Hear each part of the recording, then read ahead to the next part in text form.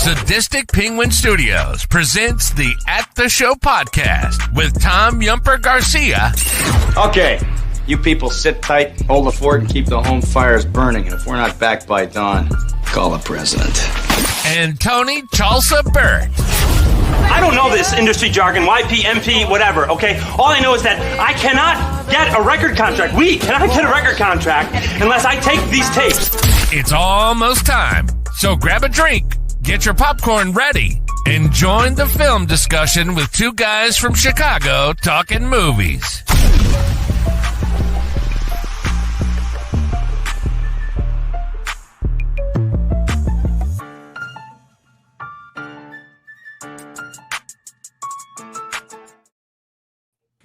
Hello and welcome back to another episode of the After Show podcast. I'm one of your co-hosts, Tom Yumper Garcia. And I'm with my other co-host, Tony Chalsa, man, as I call him, the Sugar Baggy Burt. How you doing, man? What's up? What's going on, my man? Good, man. I'm glad. Or should I call you Miho? What's going on, Miho? Miho. We do it with the southern draw. I'm very happy baseball's back, man. I know the season doesn't look too good for us, but it's always good to have baseball back. I've been playing baseball since I was like 5. Into my 30s, so always good to see the game. Really good seeing everybody at the tailgate yesterday and at the game. Just looking forward to a good season and fun, not playing, but fun. Always for me personally, and this is the truth, I watch baseball just as much as I watch movies or listening to music. And when it's bad, I treat it like a cheesy movie. I sit back, I laugh when the ball goes flying over someone's head and they're missing cues, and really try not to take it too seriously, but still have a good time. That's all you can do, especially with this season. Yeah. But Tone, we've had a pretty packed week, so let's get into what we've been watching this week, my man.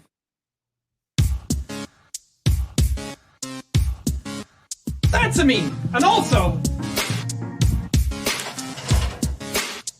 what were you just watching? So what you been watching this week, Tone? Oh, I got a couple here. First, we're going to get started here is, which I wanted to ask you is I would just rewatch it again. Did you ever see Wes Craven's Deadly Friend? No, I have not. Mid-80s movie with starring Christy Swanson. Okay. Really kind of an interesting movie that plays into his kind of his movies. Especially considering this is right after a little bit after A Nightmare on Elm Street, but pretty much a girl is involved in an accident, and what ends up happening is she gets reprogrammed with a robot, and things go haywire. It's a really good hidden Wes Craven movie that definitely suggests. The second one here, The Killer Elite with James Caan and Robert Duvall. It was James Caan's birthday this week.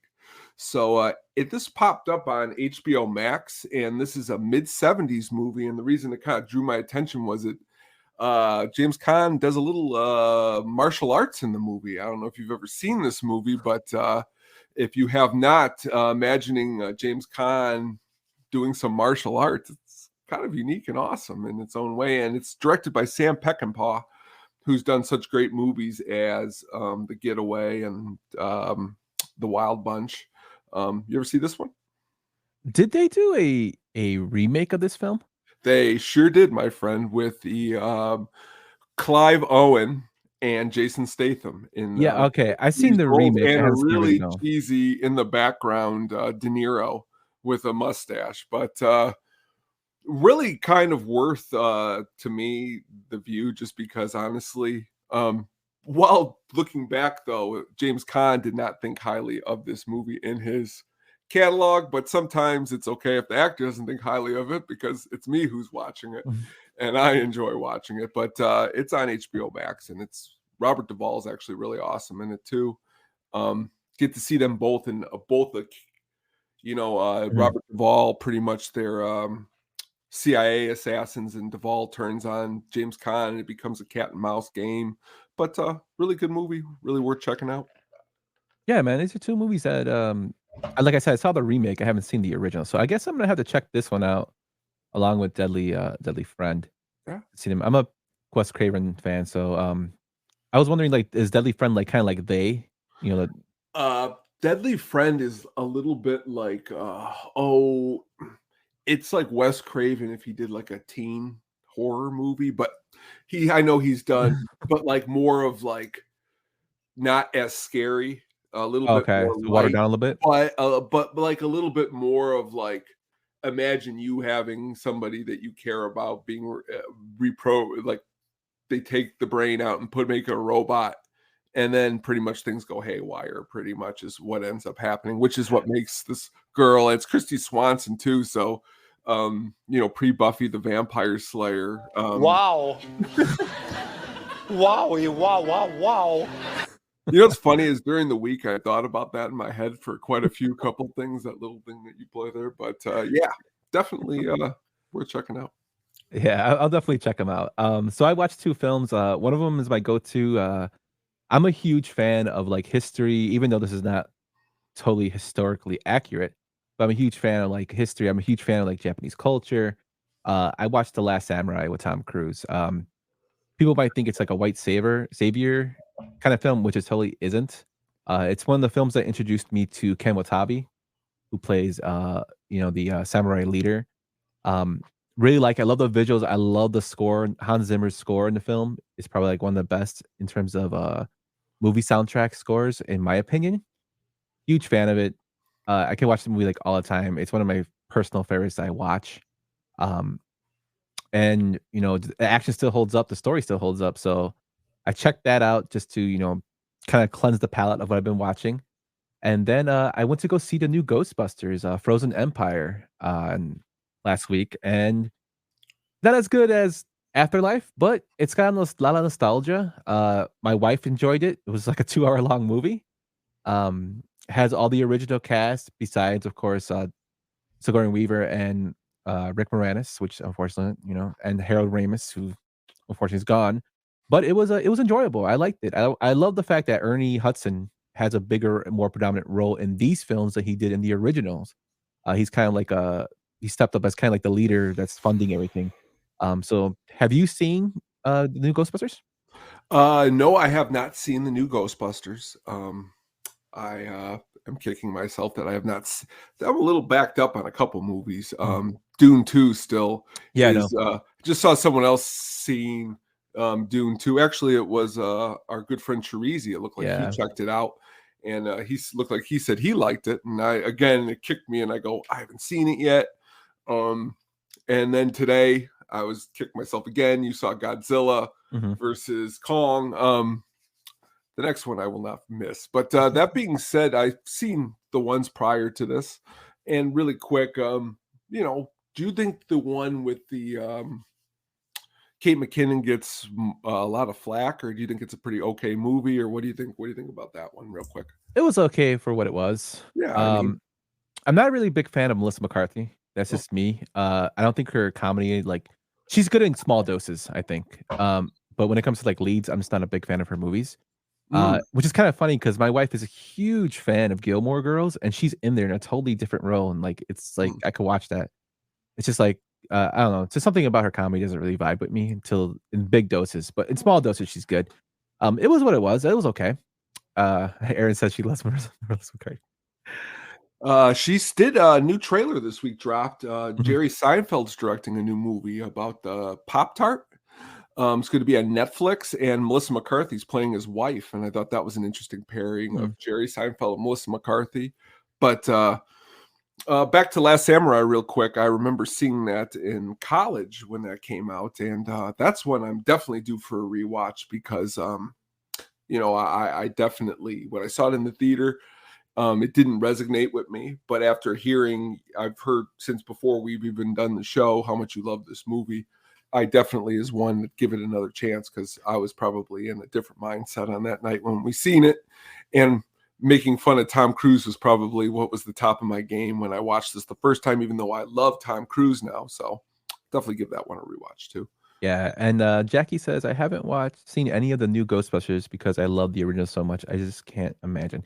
You know what, Jackie? The first one, Afterlife, actually pays homage to a lot of the older ones. Yeah.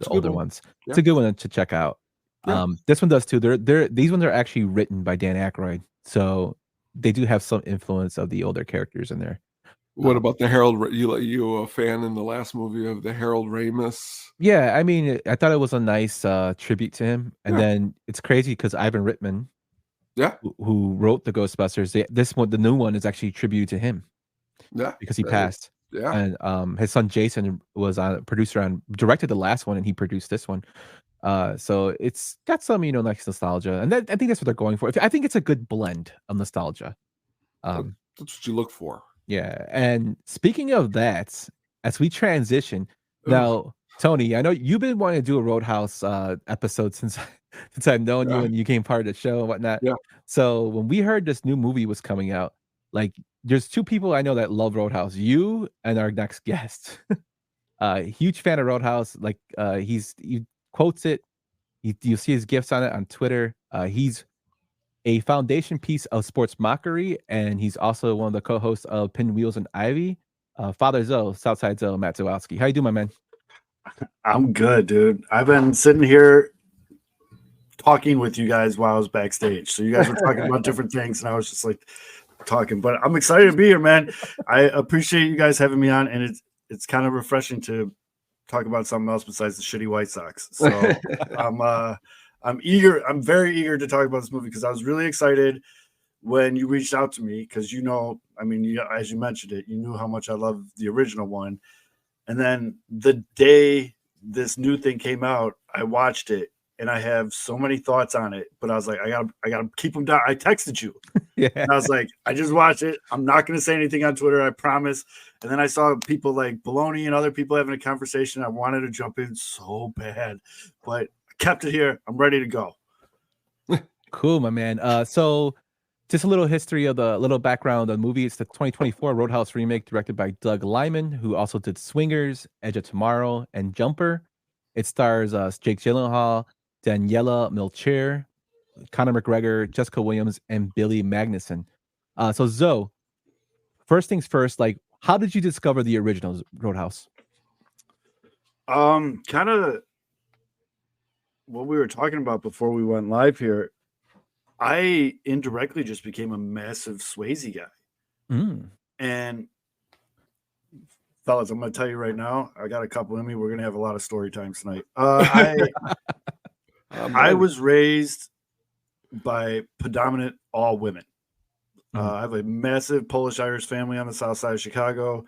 A lot of very strong women. They all raised me, and it's a lot of the reason why I am like I am. And my cousins who watched me every day made me watch Dirty Dancing so many damn times. But I was always like, all right. And then they started showing me other Swayze movies. And then they introduced me to movies like Roadhouse and Point Break. And Roadhouse just resonated with me. I was growing up in the Beverly neighborhood. I was a Western Avenue rat for all of my 20s. I was in all of those little dump bars, and I seen everything. You know what I mean? From the fights to the characters to the, every bar's got a dude in there that watches Jeopardy and hits on the bartender. You know what I mean? Like there's always like the same guy in every bar. And watching Roadhouse, like those dudes were so cool. And Swayze nailed that role so much. And the way he says line, like the way people would mess with him and they're pushing his buttons. And he's just like, be nice until it's time night to be nice. And you're just like, I want to be that guy, man. I want to be a cooler. I want to be a guy that can keep my stuff together. And then when I need to, I can handle my business. I think they do have a picture. No, they took the picture of me off the wall and it wasn't a good picture. It was like a mugshot. But anyways, we don't need to talk about that. But that night that was kind of a Roadhouse night. But that's why, man. And it just always resonated with me between that and Point Break. I just rewatched those movies a billion times, dude. So yeah, that's how I got to being such a big fan of Roadhouse. Awesome, man. Awesome. I know Swayze had a big following just because of the sex appeal from Dirty Dancing. Then he did Roadhouse, and then of course one of my favorite movies, Point Break. Hell yeah. He did. Yeah, I'm a big Swayze fan. That's a good one. Yeah, I like. Wait. Do you see how you just did that, Yumper? That's what happened to me. Where you're like, yeah, and he did this movie, and then you're like, oh shit, I am a Swayze fan. Yeah. That's exactly how it happened to me. You start listening to everything, and you're like, man, that dude's awesome. But yeah, yeah, rest in Yeah, peace. he totally is, man. I love him in Belly of the Beast, which is like a AMC like crime document show that he did before he passed. He was just a really good, actor, pretty underrated for Mhm. most part, I agree. but very good. Um, In 8th grade, we got dropped off to go see the only PG-13 movie they would let us in. It was Tu Wong Fu. Thanks for everything. And we were the group we went with. Let's just say the rest of our next 5 years in school, we just nodded in the hallway. We never seen another movie together again. It's a different time to see that movie. Swayze, Leguizamo, Yeah. Wesley Snipes, right? Wesley Snipes. Yeah. Yeah, Wesley Snipes. that's The another drag- one. that was like the I rewatched that one. That one's probably between that and Tootsie, that was like the Tootsie. first two movies where like men dressing as women were Yeah. like mainstream. Mhm. And then obviously Tootsie's Tyler great, Perry too. came around and it was like, Oh yeah. I'm gonna make $1 billion doing this. But yeah, it's just Tu Wong Fu. That's a throwback, man. I haven't thought about that movie in a long time. I'll throw it Yeah. in there. So Zoe, you just said how much you liked the original Roadhouse. So I have two Yep. questions for you. First being, what did you think when you heard them saying they were gonna make a remake? And what did you think after you saw the trailer? When I heard there was a remake, I thought it was a joke. And then when they started like releasing, like it was Jake Gyllenhaal and all this stuff, I was like, just don't mess it up. You know what I mean? It was just like, just be cool about it, because there's no way you're gonna stop it. It's just the way movies kind of are rolling right now. It's you get an original movie every 10 movies that come out now. Everything's like a remake or a spin-off of something, and I don't mind it. I've almost just kind of gotten to a place where I've accepted it. It's like that Macho Man gift. You might not like it, but accept it. And I don't know. The first thing that popped in my head was just don't make it lame. Like, please don't make it lame. And then I saw the trailer and I got a little nervous that it was going to be lame. I was like, oh man, it wasn't terrible. They did a good job with the trailer, just how they cut it, but it did make me eager to see it the day it came. I mean, the day it came, I had a reminder in my calendar. I don't usually do that. I had an alarm set. I had everything. I was ready to watch this movie. I was pumped to come on here and talk about it. And so, yeah, I mean, that was pretty much my head going into the movie, was just don't be lame. Please just don't be lame. What about you, Tom? What'd you think? Will you shut that shit off? I can't listen to that crap. It's got no heart. Pretty close to that. I mean, you got a movie that, again, it's got such a Brad Wesley, Ben Gazzara playing that role in the original. I mean, who are we? Conor McGregor wasn't even the bad guy supposed to be playing that role. So it's like, again, but I agree with everything that Zoe said. I was not looking forward to it, but I will say that Jake Gyllenhaal being in the movie, I think, made it watchable. Whereas the rumors from the beginning were going to be Ronda Rousey. I don't know if you remember that. Yeah. That was, my stomach started to turn pretty heavily. So again, yes, it's yeah, I would agree. She was in Forgot about Expendables that. 4, man, wasn't she? Yeah, Expendables 4, Ronda Rousey. Yeah, I completely forgot about the Ronda Rousey rumors. Oh my god, that would have been so bad. This show would have been in a whole different direction. Let me tell you, fellas, if I had to sit here and watch Ronda Rousey. I know, yeah. Oh my goodness. I've come to like accept that Hollywood is just gonna do remakes of like Yep. when they like, I mean, when we did the Big Trouble in Little China episode, that was in talk, and then there was a lot of backlash, from people saying, why are you remaking it? And now The Rock had to step back and say, oh, I'm not Jack Burton. We're making a continuation of the movie. But Hollywood's just gonna keep recycling things. I mean, how many times has Halloween been recycled into something new? That's true. There's just stuff that's gonna keep being recycled. So I have to accept it and went into it. When I first saw the trailer, it looked interesting. And like for this film, I went in with the open mind for it. But Zoe, what'd you think when you saw Post Malone as a fighter in the first scene? So 100% hand up, no idea that he was in this movie. And so I turn it on and I'm like, I'm glued, I'm ready to go. And they're fighting, and I was like still getting my like drink and everything ready to go. And I go, is that Post Malone? And I just kind of started smiling. And You know what? I like Post Malone as an actor. He was in that movie. I watched it. It was on Netflix, and he was like the main bad guy for a while, like the first half of the movie. And I think Jamie Foxx was in it. I can't remember the name of it, Mm-hmm. but he's not bad. He's not a bad actor, and he's got the tattoos, and he's kind of got the aura around him where he plays like a scumbag white dude perfectly. You know what I mean? And I'll give him credit. He got in shape for this role. He sold that fight scene in the beginning. It wasn't bad. Like I thought it, I was like, okay, it wasn't bad at all. And he's not a bad actor whatsoever. So good for him, dude. Like, I guess, I don't know. The guy drinks Busch Light, so I like him. But it's just like, yeah, fuck it. Why not? Sorry, can I cuss on this show? I should probably. Oh yeah. Okay. That's Okay. I just want to.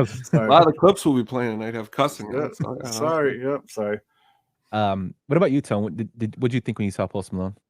Again, like he's in Wrath of Man, the Guy Ritchie movie with Jason Statham, and again, he could play the role that he's called upon. I think in this movie, he is very far from what the problem is in this movie to me. So when I saw him, I started laughing. I'm like, because I didn't know it was him at first. I'm like, was that fucking Post Malone? And then he didn't do bad. Like I thought he did very well. Yeah. But on your point, Zoe, of him being a Busch Light guy, to kind of go off a little subject, he actually had I'm a nerd, I'm a tech nerd, so I watch a lot of like computer building and stuff like that in my free time. He actually had one of the more famous YouTubers called J2Cents who does custom buildings for PCs. That guy built him a PC called Bullies and Beer, which is basically like he made like guitar strings for his computer, so it's water cooled with like beer looking fluid, and there's a Busch Light can in it, which like looks awesome. Like it looks really nice, like the way he did it. Sick, dude. Yeah, he presented it to him, and like Post Malone's like, I fucking love it. Like, and I've heard like nothing but good things of how good of a person that he is. Same, and I give him the benefit of the doubt a lot. And then there was that whole thing where like people were like scared for him because he kind of looked a little heroined out. He was kind of really strung out on stage and stuff. And like people were like, "Oh, he's nodding off or whatever." He's like, "No, I'm good. I'm getting in shape." And actually, now that I'm thinking about it, timeline kind of lines up. He was probably getting in shape for this role. Mm-hmm. And no, like I mean, he sold the fight scene, and God, I gotta look up what that movie is with him and Jamie Foxx or whatever that Netflix movie is. But he's not. He plays the bad guy good. He has that like asshole smile, I guess is the best way to put it, where he's got the gold like outlined teeth, and he looks like a guy that's seen a drug or two up close, and he looks like, you know what I mean? And he plays it well. He leans into it, and I guess the nicest way I can put it is he plays a very convincing scumbag, even though he's a good guy in real life, but he's been stereotyped, and I think he's okay with it, and he's good at it. So why not? Definitely. Yeah, definitely, man. Like I'm a big fan of Post Malone. I like his music. I really like his music too. I do too. That helps. The whole cover thing with Nirvana, he does real good Nirvana covers. For you country fans, he's got a big song coming out, Morgan Wallen, and people are highly anticipating that, even though I can't stand Morgan Wallen. I'll like the song though. Oh man, we just lost our Morgan Wallen contingent. Sorry, I'm sorry. Numbers are dropping. Yep. But so you saw the first scene, like, so give us like the meat and potatoes here. So, what were your takes from the film? I wanted to hate it. I wanted to go into this and watch it and then just talk a lot of shit about it. Like, you can't remake something that was so well done in the first place. And I do appreciate, like, if you guys, I don't know, how much spoily can I get here? I don't want to, like, spoil away. You can spoil away, man, because it's been over a week. I don't know if you guys noticed it, but the store next to the bookstore that girl and her dad, it's called the Double Deuce restaurant. So like that was cool. I didn't even notice that. I gotta go back and watch that again. You see it for like 5 seconds. When the dudes come to like burn it all down, they show it for like 5 seconds. But I don't know, like I didn't hate it. I wanted to really bad. I really wanted to hate it, but it's like it's a fun bad movie. Jake Gyllenhaal saves this movie 1,000,000,000%. He plays this role really, really well. I didn't think anyone could pull off Dalton like Swayze, but for a modern version of it, Jake did really, really well with it. I think he played it really cool. You could see kind of like how Swayze did, like he kept his stuff together, but then he's such a good actor. You can almost see when the switch is flipped. And we all know what I'm talking about. We all have that one friend that's like cool. And then like if someone does something stupid, he's just going to put someone in the hospital. And you could see it in his eyes. And I just rewatched the movie right before I came on here to like be able to keep stuff fresh in my brain, because I'm a little punchy too. But you can actually like legit see it. And I have a couple buddies that are like that. And I know that look. And he nailed that look, man. And I'm like, that's kind of crucial to this role. And he was lighthearted when he needed to be lighthearted. He was actually pretty funny at some points. Like I got a couple good, like legit chuckles, not like the chuckles I had at McGregor, which was just like, you're terrible. McGregor was just horrible in this movie. And I have, again, where I grew up, I have like over the top hard ass buddies. And in the group chat, they were even just like, this is a joke. Like the way they introduced him into the film was hilarious. The way he delivered his lines was hilarious. His cadences was hilarious. The only thing he did well, and it's another thing in my opinion that really saved the movie, the fight scenes are legit as hell in this movie. They are very good fight scenes. And like the hand-to-hand combat fight scenes, they're really good. Some of it's a little like, okay. When he punched the dude through the car window, I was like, take it easy. But overall, man, that was my vibe. And, we can get into specifics as, we have this conversation, but it's a movie I'll watch a couple more times.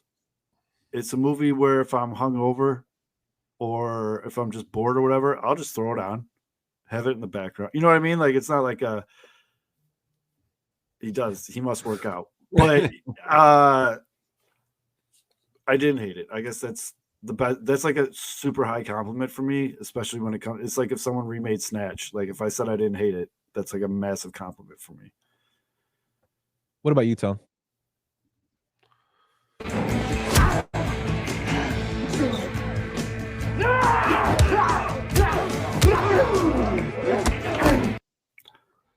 I'll agree with a lot of what Zoe said. I'll agree that it was entertaining.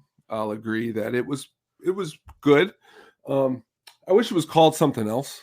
Like I wish it was called like The House on the Side of the Road, and his name was Bob. I mean, calling it Roadhouse and all those little connections, I also think are cool though, because when he said that the Double Deuce was next door, even his interactions with the girl and all that stuff, just a lot of. But again, there's just isn't a whole lot that's like the original. So that's what I think they would have been better off, but I think they did it because they could get that money from the Roadhouse title. People will tune in because says Roadhouse over it, where if it said The House on the Side of the Road, I don't know if it would have done as well. But overall enjoyable experience. No Patrick Swayze. Bad guy was no Brad Wesley, but I don't. God, no. But then again, I also feel like when people say a new band comes out with a new CD and they're like, it's not like the other one. I don't like to be that guy either. Because like the stuff with the alligator was cool. And I love like the locale. I would love to snap my fingers and be where he was this whole movie, even if I'm getting beat up or whatever's going on. Music was lacking compared to the original. That's where I think a big, to me, a difference between movie A and movie B was that the music was just so entwined with Jeff Healey in the Double Deuce. But again, it was fun. I didn't hate it. And like Zoe, I'll watch it a bunch more times. Probably never as much as the original, but I still watch it. Yes. So you guys gave both like really, really glowing reviews of the movie. So I did not hate the movie, but I also didn't like love it at all. Reason being, I went not even comparing it to the old Roadhouse. This movie kind of reminded me of like a B movie, basically a B action movie that I'll watch. The movie with Seinfeld, the cartoon B movie. Yeah. No. I'm sorry. No. Yeah, a B action movie that I'll watch, but I probably won't watch again. Like I think Jake Gyllenhaal is an awesome actor. I loved him in Southpaw. You know, he did Nightcrawler. He was in the movie with Hugh Jackman when they're police detectives. I forget the name of it. Prisoners. Great, great actor. You know, Brokeback Mountain was like probably his biggest role that came out. I can't quit you. Yeah. And then reading what the director said about this, the director said that this is one of his best roles of his career. I'm like, I don't know about that. He like saves this movie. Conor McGregor is just I know it's supposed to be a cheesy like bad guy, but it's like beyond that. He does the Conor McGregor walk the whole time. His dialogue is fucking horrible. I'm Knox. It's just bad. Like, and then he does that goofy smile, so they're like, hee, like the whole time he's there. Now. Yeah.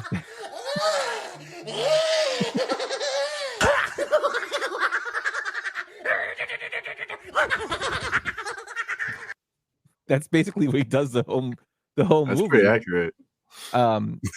The fight scenes I thought were awesome. I think if I compare it to the original, the fight scenes are actually better than the original. I think so. I'm sorry.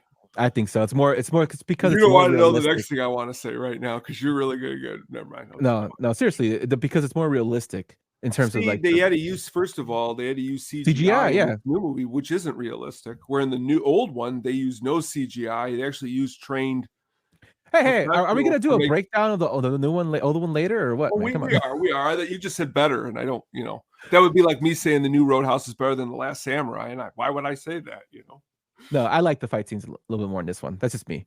But the music was horrible. I know. I'm just talking shit. That's what we do. But the music I think was worse in this film than the other. Yeah. Also, apparently, like I don't see when I did research for this though. Like Tony, like is this really a remake? Because there's like from what I was reading from the official like notes, Jake Gyllenhaal's character is Elwood Dalton, and he's the son of James Dalton, which is Patrick Swayze. Oh. So I guess like this could be a continuation. Which I like thinking of it like that. And then when you think of it like that, I could buy into this movie a lot more. I like continuations more than I like, well, this is a guy and we're going to try to redo this, but in this other locale where if this is his son, that's kind of cool.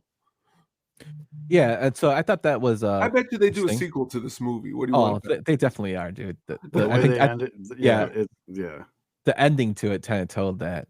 But just like a little background on the original peek behind the curtain, as our friend Baloney likes to say. There's no sexy Jack, you're great. The original screenwriter for this film is actually suing Amazon and MGM because, for one, the AI is what he's complaining about, and two, he claims that he has a copyright on the Roadhouse story, and Amazon and MGM actually stole that from him, so he's suing that.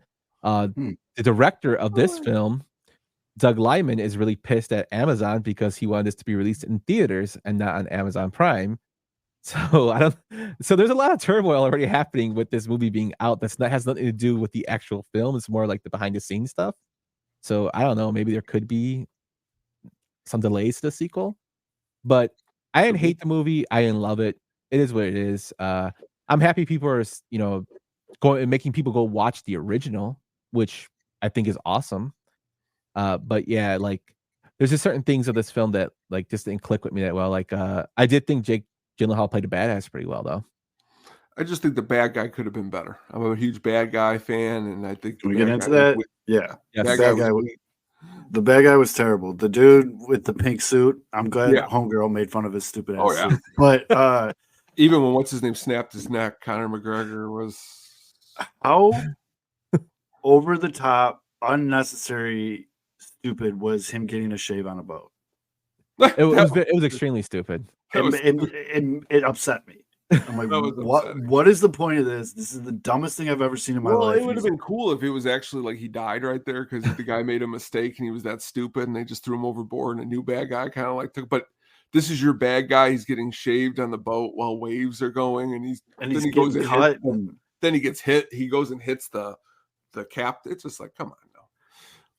Yeah, and he wasn't like a badass at all. And then he finally gets his comeuppance when he shows up to the bar and he's like, I'd like to hear what you have to say. And I'm like, okay, let me see this dude do his thing. I think he could play an asshole, like a entitled, spoiled kid really well. Oh, yeah. But he's not the bad guy. Like, well, that's it. Like, and why did they ever show his dad? Dad should have came out of prayer. We never saw dad. You know, we never saw the dad. I think that that's probably too. That's probably what they're probably saving him for a sequel. And he's probably going to come after Knox for what Knox did.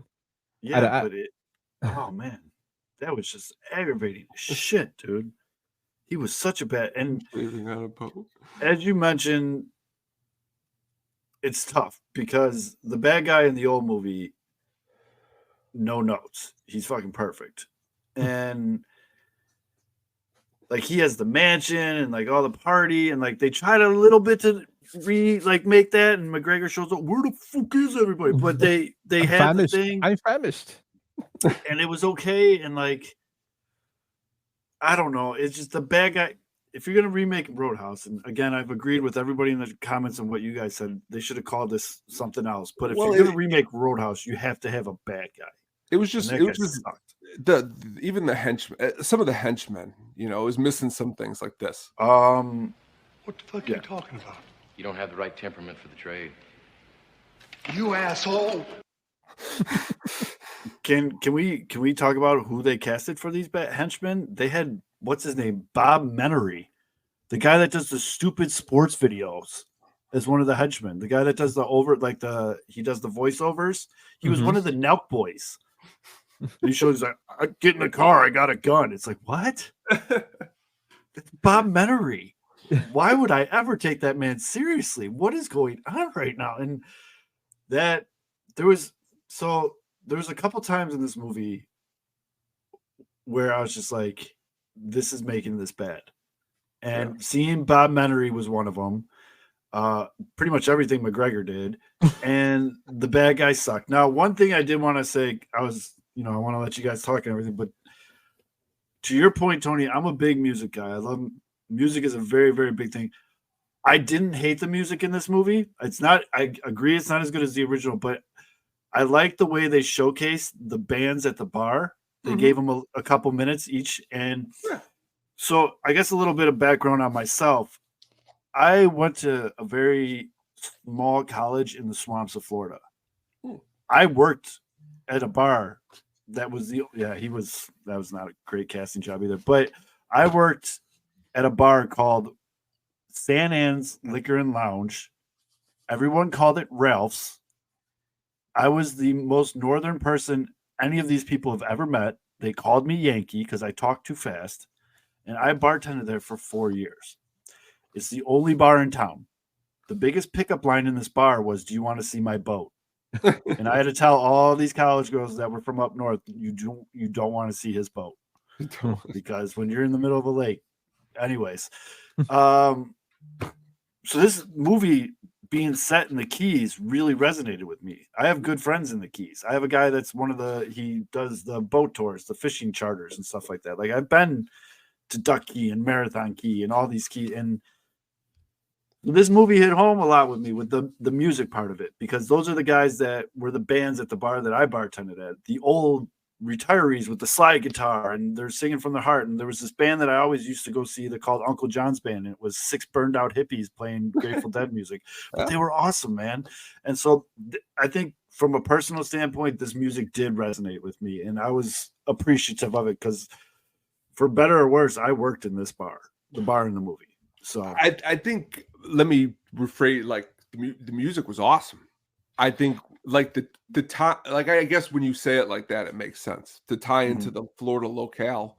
Yes. Makes sense just as much as Jeff Healey made sense in the original one, because it was like in the middle of, I think it was in the South somewhere, right? You know, and that's in. So I definitely, I said it looks beautiful there, man. So you got to live in a beautiful area. Like I'd get like I said in the very beginning, I would have got my butt kicked here if it's interesting because it's better than Northwest Indiana. It's some of the nicest people you'll ever meet, but then you get some of the good old boys come in there, and that's when And the dude that's from the show Mayans, Oh, that he was like awesome. JD that dude Pardo. crushed it, man. He played that role. He did. He did a good job. Did you watch like Mayans? Gyllenhaal? Oh yeah, but that's a great show. It's a very good, and that's another one that had high expectations because you're backing up Sons of Anarchy, and he nailed that role, and he nailed this role because I've dealt with that guy before, like in real life. Like I've the jean jacket with the cutoff sleeves, A+ wardrobe on this show or this movie as well. But the best is he plays the dad of Vin Diesel in them in the one of the newest Fast and Furiouses, is like the flashback in the beginning. Yeah, it's ridiculous. Oh yeah, he does. I remember, and he's like, yeah, okay, and he like yells at him, and he's like kind of like a hard ass dad. Yeah, oh yeah, that's good stuff. But that's why this movie, I think I didn't hate it as much as I wanted to, because I lived. I mean, I'm not trying to sit here and say I was Jake Gyllenhaal in this movie, but I bartended. I could believe it. I could believe it. I was actually more more the kid with the black eye and his arm in a sling. But there was things missing from this movie, though. If you guys want to get into that, because but before we go into that, you need to do a for shorts Zoe's bar stories, just for your shorts for Sports Mockery or Pinwheels. I mean, we could talk about karaoke night. There's this, we'll say, healthy woman that came in every karaoke night. She was younger too, and she had the tight jeans and the boots. And every karaoke night, she would sing Black Velvet. And every time she would sing it, she would make me, pull a chair from the table and put it on the stage, and it turned into a show, if you can use your imagination there. And she was so sweet, and everything was so nice about it. But like every fucking week for 4 years, dude, karaoke night. She did not miss a karaoke night, not one. But stuff like that, man. I mean, 20 regulars, man. That's how it goes. She paid for my books because she was there all the time. But anywho, go ahead. No, I was just going to transition to what you just said. So what do you think was missing from this film? There was no Sam Elliott character. Mm-hmm. I was waiting for one of his buddies to show up. I know they said he killed him in the MMA ring, but and he's supposed to be like this big loner or whatever. But like throughout the entire movie, watching this movie, I'm waiting for Sam Elliott to show up, not him himself, but like that character. And it just never happened. And it bummed me out, man. There was no Sam Elliott, no Buddy. So that was the biggest thing to me. What about you, Tom? Honestly, it wasn't, I mean, for what it was, probably more, I would have taken more JD Pardo and less of the bad guy that they try to give us. Maybe made him made him the son, maybe, and made him in the whole movie. Because he was a lot more of that stupid tripping over himself, keeps getting himself in these. They needed more humor in I think in the script. They needed a little bit more. Like in the original, Dalton said quite a lot of humor. Everyone was cracking pretty much funny lines the whole movie. So many quotable lines too. Yeah, excellent quotable lines. But I agree with you, Tony. They needed to be more intentionally funny. Yeah. Now there was a lot of shit in this movie that was hilarious, but it wasn't supposed to be funny. Yeah. Yeah. Like I definitely, Yeah. I think too, they kind of really tried, like reached to be funny too. Like the scene that pops in my head is when McGregor's banging his head against the fucking piano. And he's like, "Oh, this piano's out of tune." And I'm like, who the fuck's gonna say that? And they're getting their head bashed against the piano. Like it's just like, don't force humor. Like just let it come. It's already a cheesy movie. Like, and natural humor. Yeah. What got the original movie? About a cocksucker isn't personal? No. It's two nouns combined to elicit a prescribed response. I wonder if somebody calls my mama a whore. Is she? Like stuff like that. Like stuff where it's like you're being a smart ass and you're being funny because you're being honest and stuff like that, which there was a little bit of that in the movie, just more. Yeah. And no blame. I just want to reinforce that I really think Jake Gyllenhaal did a good job in this role. He did. He did. He especially like being as playing the role of a former MMA fighter. Have you seen Southpaw? Oh, I love that movie. Yeah, so it's like basically he's gonna transition from boxing to MMA. So I knew he was gonna be good in it. I personally haven't ever seen him in a bad movie. Mhm. I've seen him in lesser good movies, but nothing that's terrible off the top of my head. I'm sure you could maybe point something. Yeah, no. I don't like his stuff. I'll watch his stuff. Like I said, like you said, Zoe, I think the missing of the Wade character kind of like brought it down. I can see why they didn't do it because they didn't want to be a total complete copy of the original remake wise, but um I didn't like the way they named the damn bar Roadhouse. To me, that was stupid. Yeah, you didn't have to name it the Double Deuce. You could name it something else, but not Roadhouse. And I can tell you right now, no bar in the Keys would ever go with that name. Every bar in the Keys has some kind of nautical name to it. I mean, a lot of that's the other thing about the Keys. A lot of the bars in the Keys some of them are clothing optional. That's another story. I'll tell you real quick. So the first time I went to the Keys with my guys, I'm a Chicago kid, never been down there, whatever. We show up, I'm pumped, ready to go. And a buddy of mine who's local, he's like, "Hey, yeah, man, we're all gonna go to this bar. Why don't you go up there and get us a table, and we'll meet you in there in a minute." I went up there and I go to the third floor. The third floor was the closing optional floor, and there is just dong as far as the eye can see, just hanging over bar stools, just dong. And I'm just like, what the fuck? What is going down? I laughed. I stood there and laughed because I thought it was hilarious for like 10 minutes. And then I just walked, not 10 minutes, like 5 minutes. And I just turned around and walked down and they were all just standing there waiting for me to laugh. But that was my my first experience in the Keys. Great story. Yeah. Pelican Pete's Pizza and Party was the alternate name for the Roadhouse. That's actually a more realistic Keys bar name. 100%. Pelican Pete. I like it. Yes. Yeah, and what Baloney was saying about Joaquin de Almeida, who plays the sheriff Big Dick. He's actually a good act. Like I liked him from Desperado. He's the bad guy in Desperado. He's Bucho. He's also in Fast Five. He's the bad guy in Brazil. He's not a bad actor. It just was not. It was a total miscasting of a role for him in this.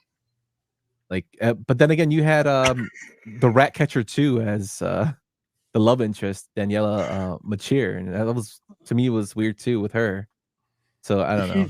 He told him to call him Big Dick. Yeah. I thought it was a joke, but he was dead ass serious. And then other characters called him Big Dick throughout the movie. I was like, what is going on, dude? I didn't think that was a real thing. I'm sorry, fellas. I lost it. No. That completely lost me. And I'll give Jake Gyllenhaal credit because he delivered that line great when he's like, "I'm not going to call you that." Yeah. I was like, all right, that's good. But the writing in this movie, man, like it was, I mean, let's be honest, the previous one wasn't like masterpiece like Quentin Tarantino dialogue, but this one was just like a little cheap. I did laugh. It has Quentin Tarantino dialogue. No, I'm just kidding. Good. I did laugh a little bit when Jake Gyllenhaal sets the bomb and he's like pressing the button and then he just starts laughing because it won't go off. That kind of made me chuckle because it's like, oh, that could really happen. But yeah, I mean, they're both movies are so out there in terms of like the the plot, like just even the fact that like, oh, how many people really know bouncers? Like bouncers have a reputation, not just area wide, but nationwide, like Dalton, right? So I did think that was kind of a cool upgrade in terms of the story. How okay, now you know who he is because of what he did and what he's doing on the underground, than like a cooler bouncer that everybody seems to know because he killed the guy. I disagree. Call me Big Dick. I'm sorry, I can't get over. And he said it seriously, and then like, why did they make the nurse's ex-boyfriend a cop? Yeah, that made no sense. Boat, like, that made no sense either. And I know since it's Roadhouse, he's supposed to have like a back and forth, a love interest that is a there you go. That's a nurse. I just didn't really feel that chemistry at all. Like it was forced chemistry.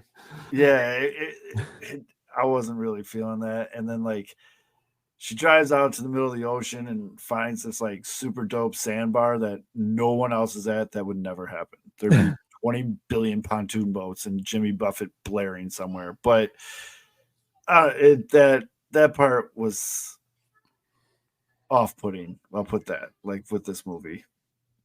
Also, it was strange too, like that they only had 2 bouncers. Yeah, like they had him and like 100-pound kid. Yeah, and he recruited the kid that could box, and so it was 3 of them. And like the part where like the kid's getting his ass beat, and he's sitting there like just watching him, smiling. I'm like, what the fuck? But yeah, there's only 3 bouncers, and unlike the original, he had his own team. But I'm like, I mean, come on, make it a little realistic where you have more people helping him out. But I guess the patrons helped people out because you could see them when they went after Knox in that scene. And the one realistic thing I did see about it was when they were fighting and that guy just goes bar fight and starts beating the shit. I've seen that in real life several times in Champaign and in the city, so that's realistic, like mob mentality. Yeah, and definitely, especially, and I'm sorry if I'm going to keep harping on it, but it's just so relatable. At Ralph's, that's what they call the bar. It was Santa and Liquor and Lounge, but at Ralph's, a lot of the fights that weren't driven by someone's, significant other were about the music. And especially, again, this was the only bar in this town, and it was a lot of college kids mixing with a lot of Southern locals. And they would play country, and then these kids from New York would be blaring, rap and the jukebox, and then a fight would always break out. And so when that dude stood up and he's like, quit playing this shit, play some real music. And then the other guy told him to shut up, and then they started fighting. I was like, okay, they nailed that, because that happens almost every night in a Southern bar. Like that was super relatable. I mean, yeah, that one was good. And the mob mentality stuff was good. And I think we need to break down the McGregor role, because everything about this guy,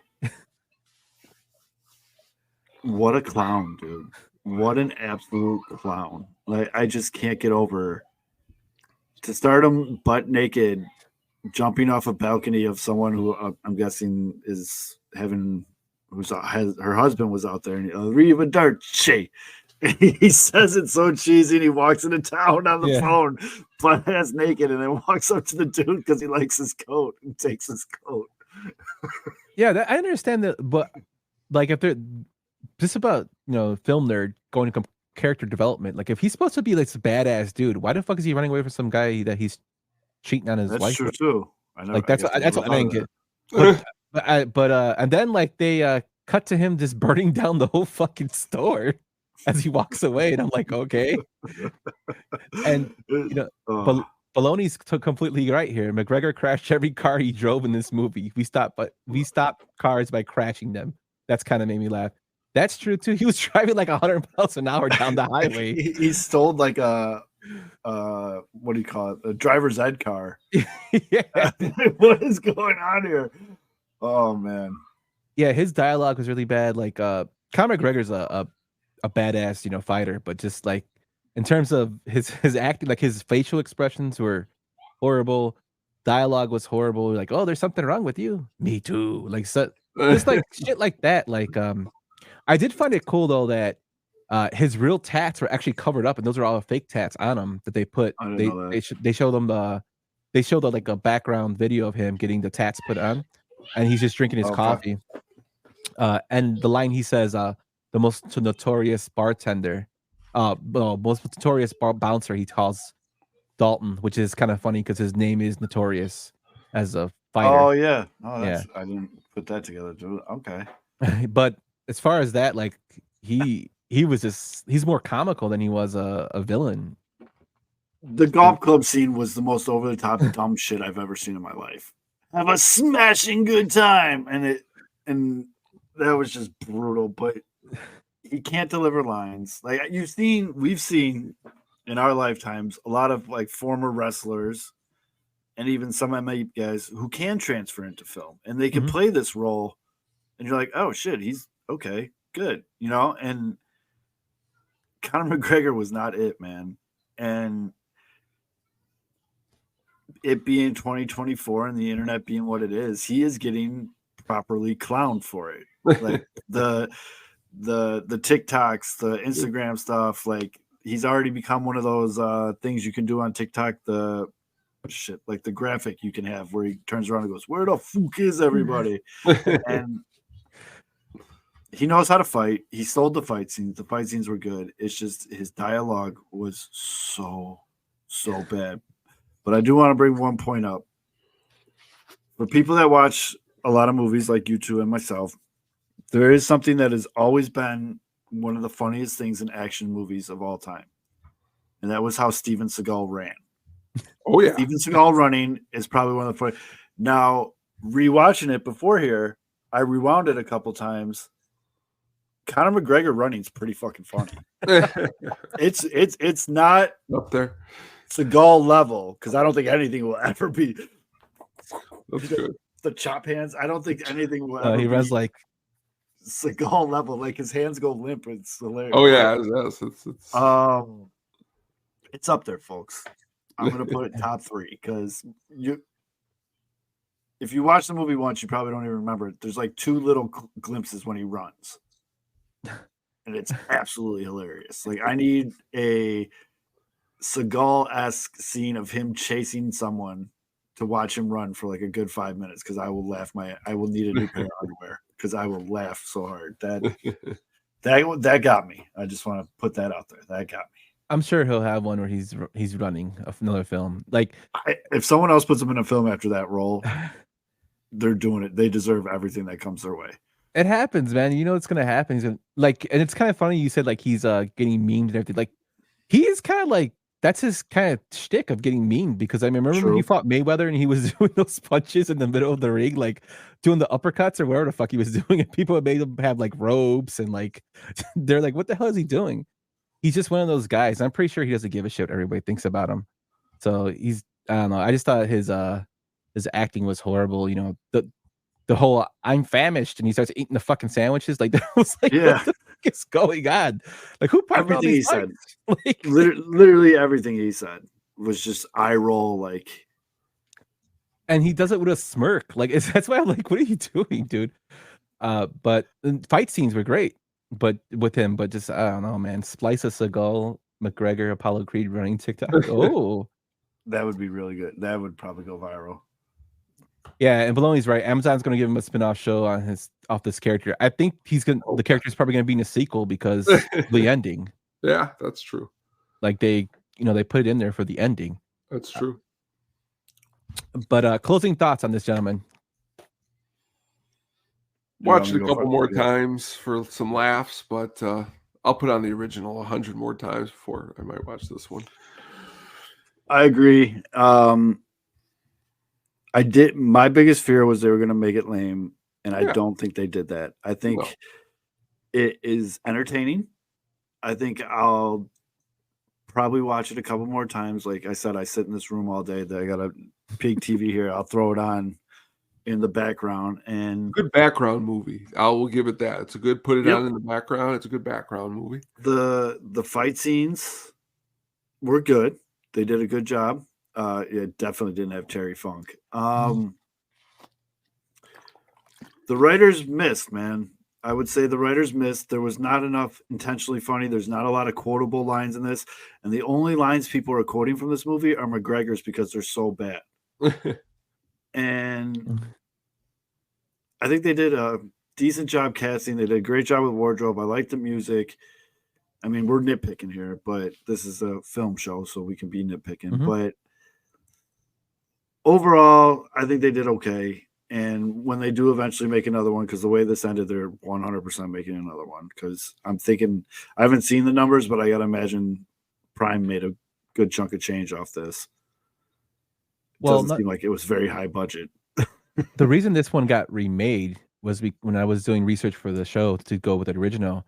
The original, when COVID happened, the original was one of the most watched streamed movies in 2020 and 2021. So, not counting all the airtime I got on TV, on USA, on TNT, at late night, because that's how I discovered it. But that's probably what propelled it to be remade. as a moneymaker. So I'm sure they're gonna make another one of this one. I have no doubts about that. What'd you think of the character Mo before, the guy who he breaks his arm is like, "Oh, hey man, how's it going?"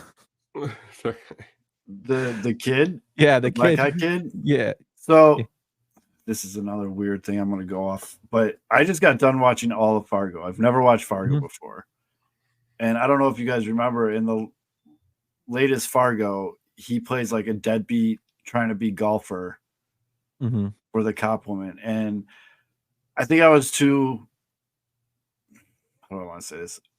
I just saw him in that light the entire time. I couldn't get that part of him. And then as someone that played collegiate golf and still plays golf, he has the worst golf swing I've ever seen an actor try to pull off. And I don't like him at all. Like it just really bothered me. And that kind of killed that character for me. So and Luke, he wasn't funny, dude. Like he should have been comic relief. That right there was that guy should have been comic relief, but he wasn't. He sucked.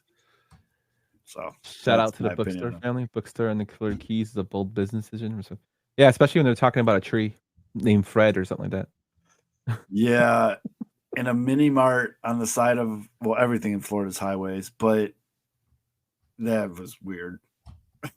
That was weird. Yeah, Luke. I just love the fact that you didn't like the character Luke because he had a bad golf swing. Oh man, rewatch it. Watch the last season of Fargo. It's like the first or second episode. He like has a simulator in his garage. I mean, I just bought my 3-year-old his first golf club today, and he has a better swing already. Like it is a brutal swing, and he's like, "I'm gonna go pro," and then he does the swing, and it's like, "Get the fuck out of here, dude!" It's almost like that one clip of homeboy throwing a football that he gets clowned on all the time. From that, I forgot the name of the movie or whatever, and like the guy was getting clowned so bad he had to like make a public statement, like, "I know how to throw a football. There was a cameraman in my face, so I had to do that arm action." This dude's golf swing, I'll find it, Yump. I'm gonna text it to you because it is so bad. And I couldn't shake it. I could not shake that, and it ruined the character for me. But kind of going full circle here to Tony's point and my point earlier, there was no real intentionally funny lines, and he could have been a great comic relief role, and he wasn't. He sucked, and he was a punching bag. Yeah, it was kind of a letdown with the side characters. That's what I think kind of fails this movie. Like even Arturo Castro, who plays Mo, the kid that I guess he's supposed to be Tinker, like the humor with Tinker, and he kind of reminded me of Buddy from the Ant-Man movies. What's his name? He's from Chicago. Tone, you know what I'm talking about? He was in Crash. Perfect comparison, because I know who you're talking about, and I think that's exactly how I thought it was too. What the hell's his name? When he's like, "Is that your bike's outside?" And everyone's being a hard ass. He's like, "Yeah, that's my bike. It's the red one." Like he was the funniest side character out of anyone in this movie, and they didn't really use him a lot. Yeah, he just leaves, and like that's what I said. Michael Pena, when he yes. When he breaks his arm, and then he's like, "Oh yeah, hey man, how you doing?" Yep. Like that was like, but they could have expanded upon that character. I don't know. Maybe I'm just nitpicking too much, but I like me personally. Like you guys say you will watch it again. I probably won't pop this one in. If it's on, I'll watch it. Like if it's to throw off background noise, but as it's something that I'll continue rewatching, no. But I go through a lot of B movies, so it's a B movie. I wish it was named something else. Then maybe I think that kind of takes the watchability out too. It's called Roadhouse. But if you guys haven't seen it, they're watching. I know we spoiled some stuff there, but definitely give it a watch and let us know what you think at the show. Let Zoe know at Southside Zoe. Zoe, where can we find you? Plug out your stuff, my man. All right. Pretty much it. At Southside Zoe, or on Wednesday nights, you can find me here on StreamYard for Pinwheels and Ivy. Half Cubs, half Sox show.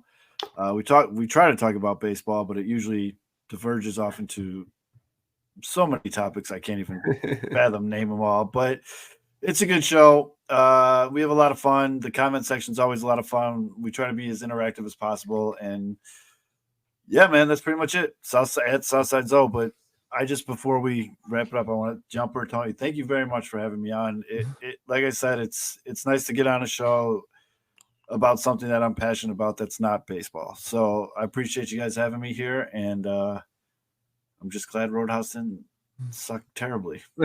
Nah, Zoe, you have like we talk movies all the time, so I know like you came up with, what was the movie that we watched, the baseball movie?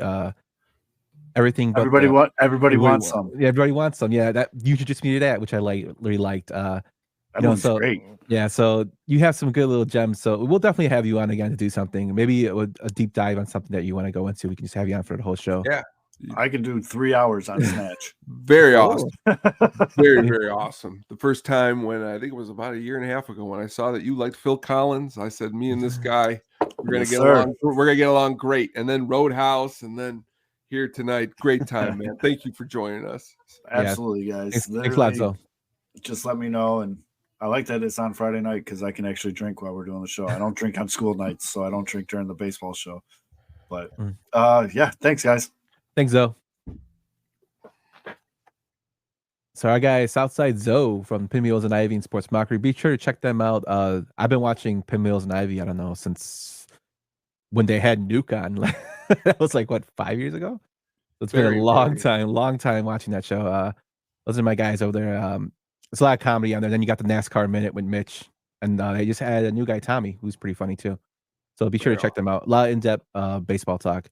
A little different than most of the baseball stuff that we listen to now. But thank you, Southside Zoe. Really appreciate it, my man. So Tony, we kind of touched on going into our next topic, which is the actual Roadhouse film. So I told you, like, when I first saw this, heard of Roadhouse, I happened to be watching it on the USA Network up all night. That's how I discovered it. I forget the girl's name, but she used to say up all night. So that got me into Roadhouse. I saw, I was like, what is this? And then I heard Sam Elliott's "Mijo," and it just made me laugh because I know somebody who talks just like that. And he always said "mijo, mijo," and it made me laugh because there's people like that. I know that did the Southern draw with that.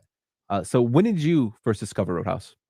I first discovered Roadhouse, like a lot of the movies, walking in and watching my dad watching it on TV, and I'm a very reactive, like, movie watcher. Like, especially when I was a kid, I'd watch a lot of people's facial expressions while we're watching a movie, how they react to certain parts, and then to try to understand, like, what is the funniest, what is the coolest. And of course, a lot of scenes in this movie that I shouldn't have been laughing at or watching at an early age. Immediately I'm like, this is awesome, this is great. Honestly, I'm not gonna lie to you, when I think of the first time when I'm watching, a sex scene I shouldn't be watching, man, I'm thinking of that scene when he walks in on her, and when he walks in on him on the break, and he's like, I'm on my break, stay on it. I remember being a young kid thinking about that scene more than I should have when this movie was done. So it's like, there's a lot that goes into this. What it's grown to me more than anything else is it's become like, you're right, it's no Quentin Tarantino, and I know that, but what it is it's this piece that you could just put on, and it feels very safe for some unknown reason. I don't know why. Because maybe it's because of Swayze's jeans on the front cover of that right there. It's just real tight and snatch and feels safe, Yeah. No. Hey, man, Patrick Swayze was like a hunk, man. But I know, but that's not why. But it was more of actually, Kelly Lynch at the end, when they're making. Which, real quick here before we get off, before we get no.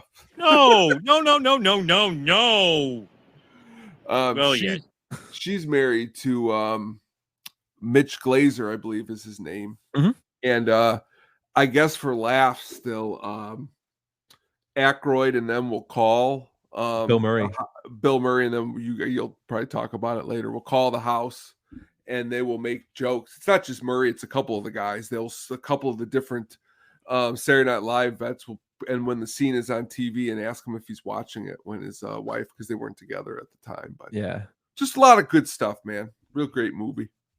For sure, my man. Let's just transition right into, my friend, Let's go. The development. So,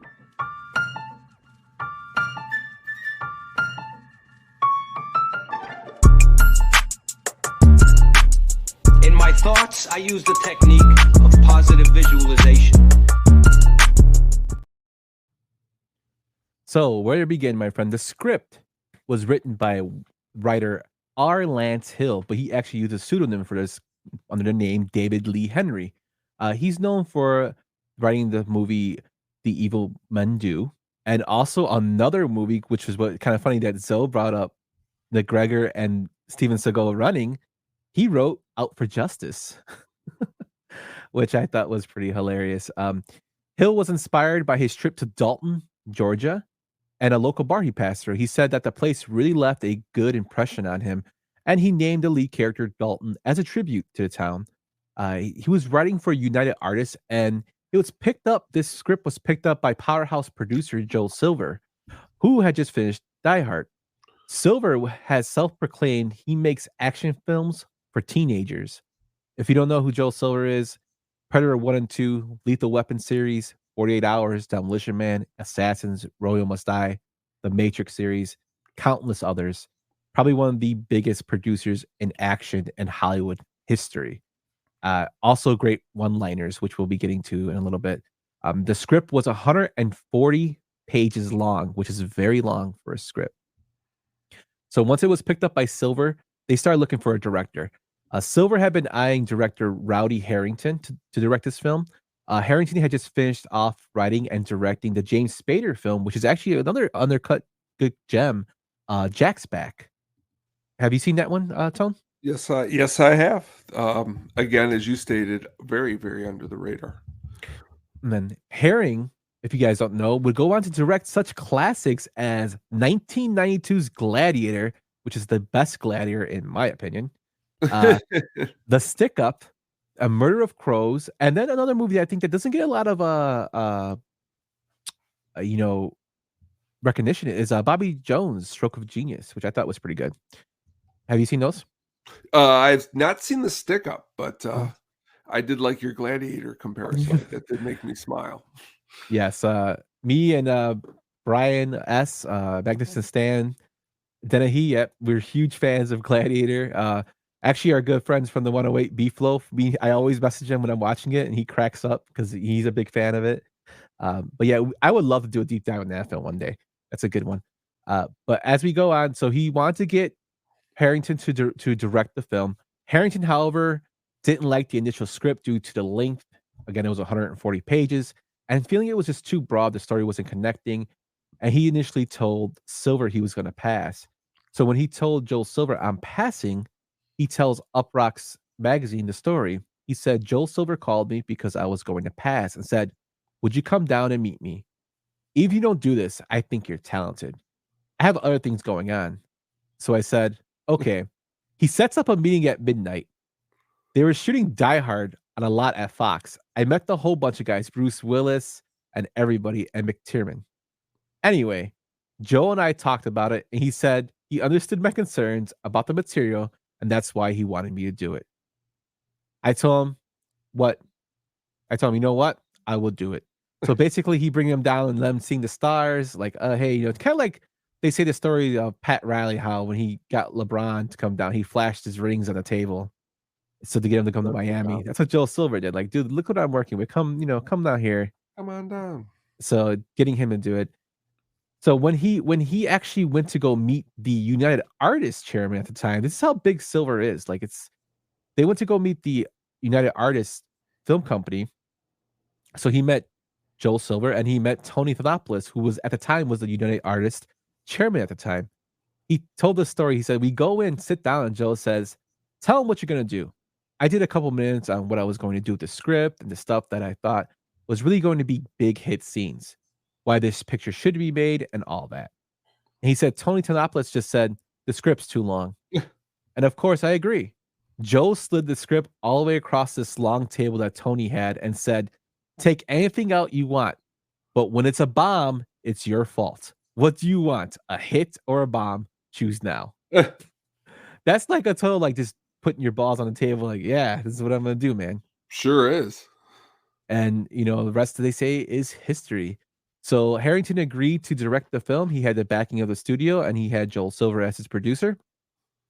Uh, the next thing was to find the casting. So they were looking for their Dalton. And Dalton is utterly a singular Texan take on Bruce Lee. It's basically he's an all shucks kind of way of a Gibb, a teetotaling Tai Chi practitioner who chain smokes. At a time when action movie heroes were generally muscle bound, giants who impaled bad guys on pipes. Come on, man. Dalton was human. He's a human guy. He was kind of a regular looking guy, and that's what they're kind of looking for to go with. I thought that was kind of interesting how Dalton was just a regular looking guy. And I think that's kind of what adds to the appeal and mysteriousness of the Dalton character in Roadhouse. Silver pitched the movie to cast members by describing it in 3 words: boobs and bombs. And Kelly Lynch has confirmed he has told her that. Patrick Swayze was considered for the role due to his success in Dirty Dancing. He also put a lot of pressure on himself trying to get out of that kind of like lover boy look, which is something he wants to branch into something different, which is why he agreed to do the film, but only if he could keep the wardrobe after filming. Swayze did say he hated the mullet, and it was the bane of his existence in his memoir. Swayze had and all actors were choreographed and trained by Benny Urquidez, which is actually he holds 9 black belts.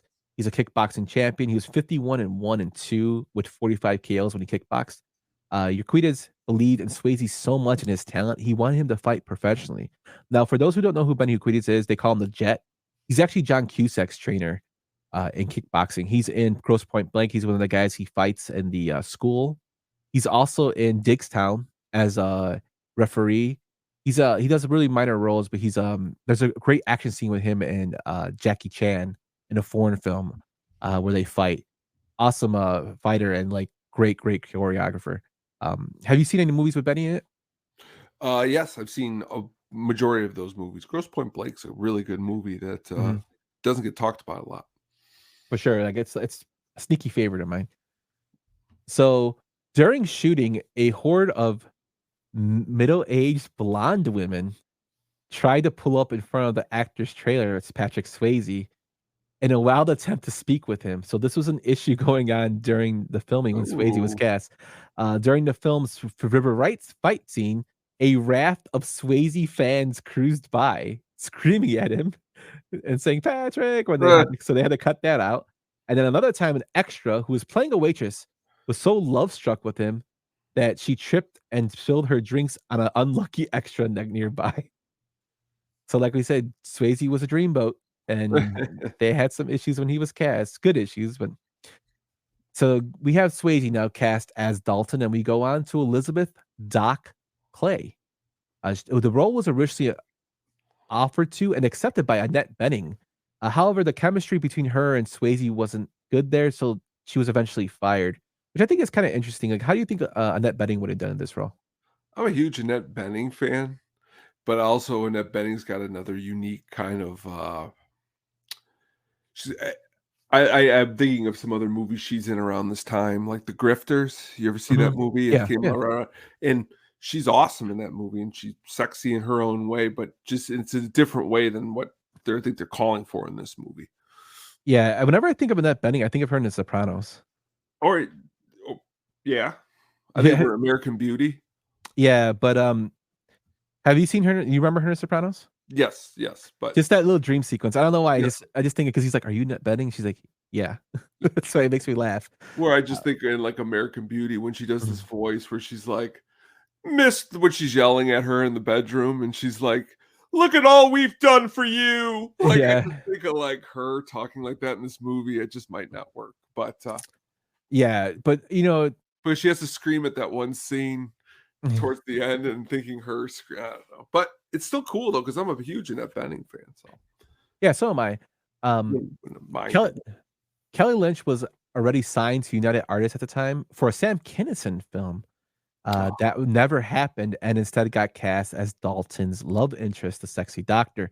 The thing about Kelly Lynch was she actually over-prepared for this role. She spent a month in a real emergency room and learned how to really stitch and sew wounds. This was kind of funny because the role in the original script, she was supposed to sew Dalton's wound, and they switched to her using a staple gun, so she learned for no reason. Her character is nicknamed Doc, a nickname shared with gunfighter John Henry Doc Holliday. And that's what you're going to see a lot with the information I'm about to give you. This is considered a modern Western film, is what they're trying to go for this film. And I could see, now that reading this, I could see it now. So some of the characters have to do with Western history. Sam Elliott as Wade Garrett. Film was considered a modern Western, like I said, and they wanted to go with a veteran actor who could still do things physically. Elliott initially turned down the role.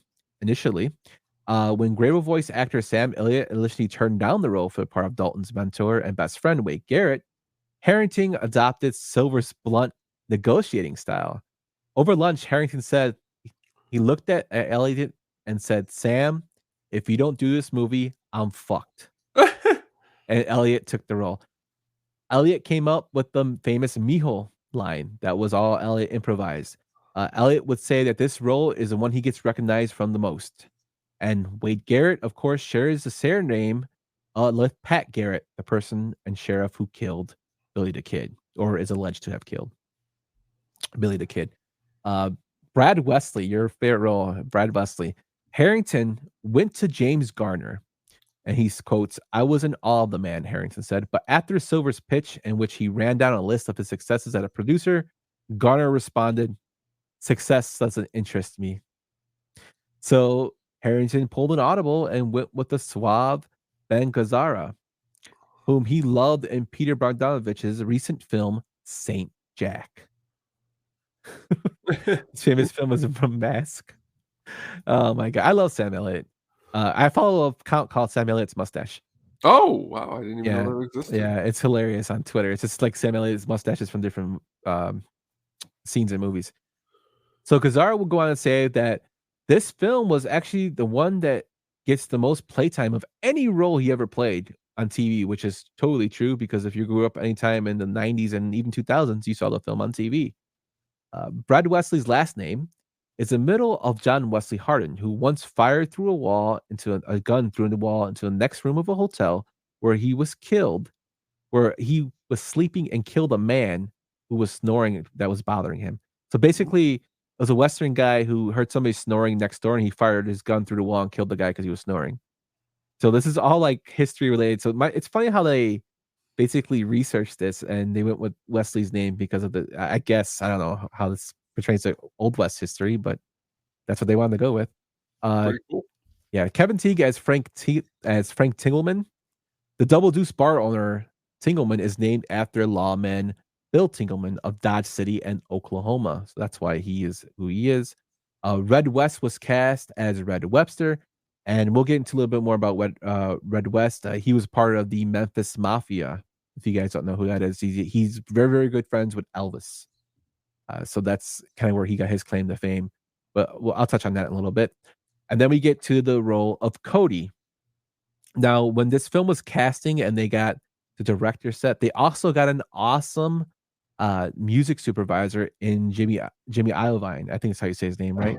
Mm-hmm. He's a future Dr. Dre collaborator as their music supervisor. When Iovine was reading the script, and he saw that they were looking for somebody who was blind to play the actual band member and lead singer of the Double Deuce, he already knew who to recommend. As it turns out, noted producer Iovine had just done a signing of Jeff Healey's band to the label. Ooh. And they spent time, Healey spent time with him doing their song, See the Light, in hopes that he would produce their album with them later. And Iovine's like, definitely go to get, my man Jeff Healey on that. And it's also funny that the original writer, had seen Healey in a performance in Canada at a bar, and he was so enamored with him. He's like, yeah, I definitely have to have that guy in my movie. Gotta get him. Which is pretty funny and cool, man. Like, I love how things work out for just random things, like when they see, they get inspired by things. Sunshine Parker was as Emmett, and Sunshine Parker is actually the oldest person on the cast, which everybody thinks everybody's so old, but Sunshine was only 61 when he was cast. Emmett, who owns the barn where Dalton rents his room, has the same first name as Emmett Dalton, leader of the bandit ring, the Dalton Gang. As you can see, this whole Western history things going around. Marshall Teague was cast as Jimmy Reno, who's probably my favorite character in the film. Marshall R. Teague was cast as Brad Wesley's evil henchman, Jimmy, because he was a professional martial artist and had been a martial artist since childhood. Now, the director Harrington wanted everybody who played substitute roles to have some martial art experience, and the reason for that is because all the actors in the film performed their own stunts, which I thought was crazy, considering for a movie in the 80s, but pretty cool. When he first met Patrick Swayze, they did not get along at all. But while working on their fight scenes and interactions and choreography, they became very close, and during filming and after filming, to where they were actually best friends all the way up until Swayze's passing. John Doe was cast as Pat McGurn, and John Doe is actually a lead singer for an 80s punk band, X. Awesome, man. Which I thought was pretty cool. Also a very unique look. Yeah, oh yeah. Mm-hmm. And then Kathleen Windholt was cast as Carrie Ann. A lot of her scenes were cut in the film, but we know her as Carrie Ann. And then you have the great man, Terry Funk, cast as Morgan. Of course, those who are wrestling fans know Terry Funk is one of the greatest wrestlers of all time with Funk U, middle age and crazy. He wrestled till he was almost in his 70s. Just an all-time legend in the world of wrestling. Also, he choreographed Rocky V. Oh, that's crazy. Yeah. And then we have Anthony DeLongis as Gary Ketchum, Travis McKenna as Jack, Keith David sighting as Ernie Bass, one of his earlier films. He's only been in the business for, I believe, 6 years after when this film was made, which is kind of cool. Well, what's upset? I don't know if it's bothersome to me because The Thing is about 6-7 years before this. Mm-hmm. So how does he have a lead role in The Thing? Well, I've read that a lot of his role was cut from this movie. But he's actually in starring movies in a way more time and screen, like in The Thing, and in this he's only got like a couple scenes. It's kind of odd. Yeah, so there's a lot of scenes that he was cut for, like his introduction of his character. Yeah, and we did a film breakdown, like I touched on that a little bit. Yeah. But yeah, it's okay. The introduction of his character. John William Young was tasked as Tinker. And those who use Tinker kind of looks like the guy who does fucking free ad shows on wrestling now. You know who I'm talking about? Which guy? Brian. He does podcasts with Bruce Pritchard. He's the Alabama guy. What's his name, Brian? Help me out. I can't think of his name off the top of my head. But he looks just like him. Oh, Conrad Thompson. That's who he looks like. Look up a picture of Conrad Thompson and look up Tinker, and they look exactly the same. So Tinker is cast. Then you have Julie Michaels as Denise, who Denise is actually the love interest of Brad Weasley, and kind of like his side chick, I guess, because he's really obsessed with Doc. But Harrington described her audition when they were doing auditions for this role, saying that Julie came in an audition. And she did a very clever thing dealing with Joel Silver. Harrington said she lifted up her dress, and on her thigh was written "Property of Joel Silver." And that pretty much sealed the deal. Michaels herself said they were very thorough in terms of auditioning. She says there was a regular audition with the casting director, and then there was a later one with the director himself, and then the producer Joel Silver. And there was a dance audition.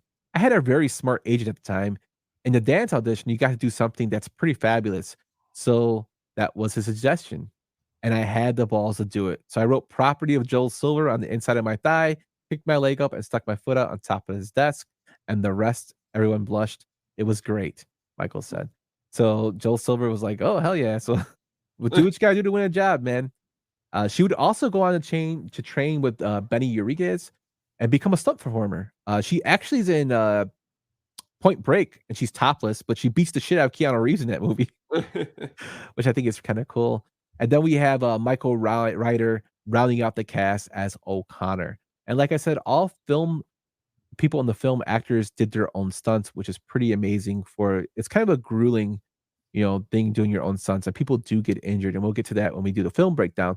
But filming started in 1988 on a location throughout California, primarily at Newhall, Valencia, and then Canyon Country. The filming of much of the new Double Deuce was used in Anaheim's Cowboy Boogie, also later called The Bandstand, among other names, until it closed. So this film was actually filmed in 1988 and pushed back until 1989. So it could have been released in 88, but they pushed it back to later in 89. And that's our basic development breakdown. So what do you think about all the information I just threw at you, man? It sounds like we're getting in line for an amazing movie here, and all the characters. I'm. It's awesome that I don't know if they intentionally try to do this, but they set out to get some awesome people like John Doe and Terry Funk, and they got them. Pretty cool. Yeah, and just for small roles too, which I thought was kind of cool.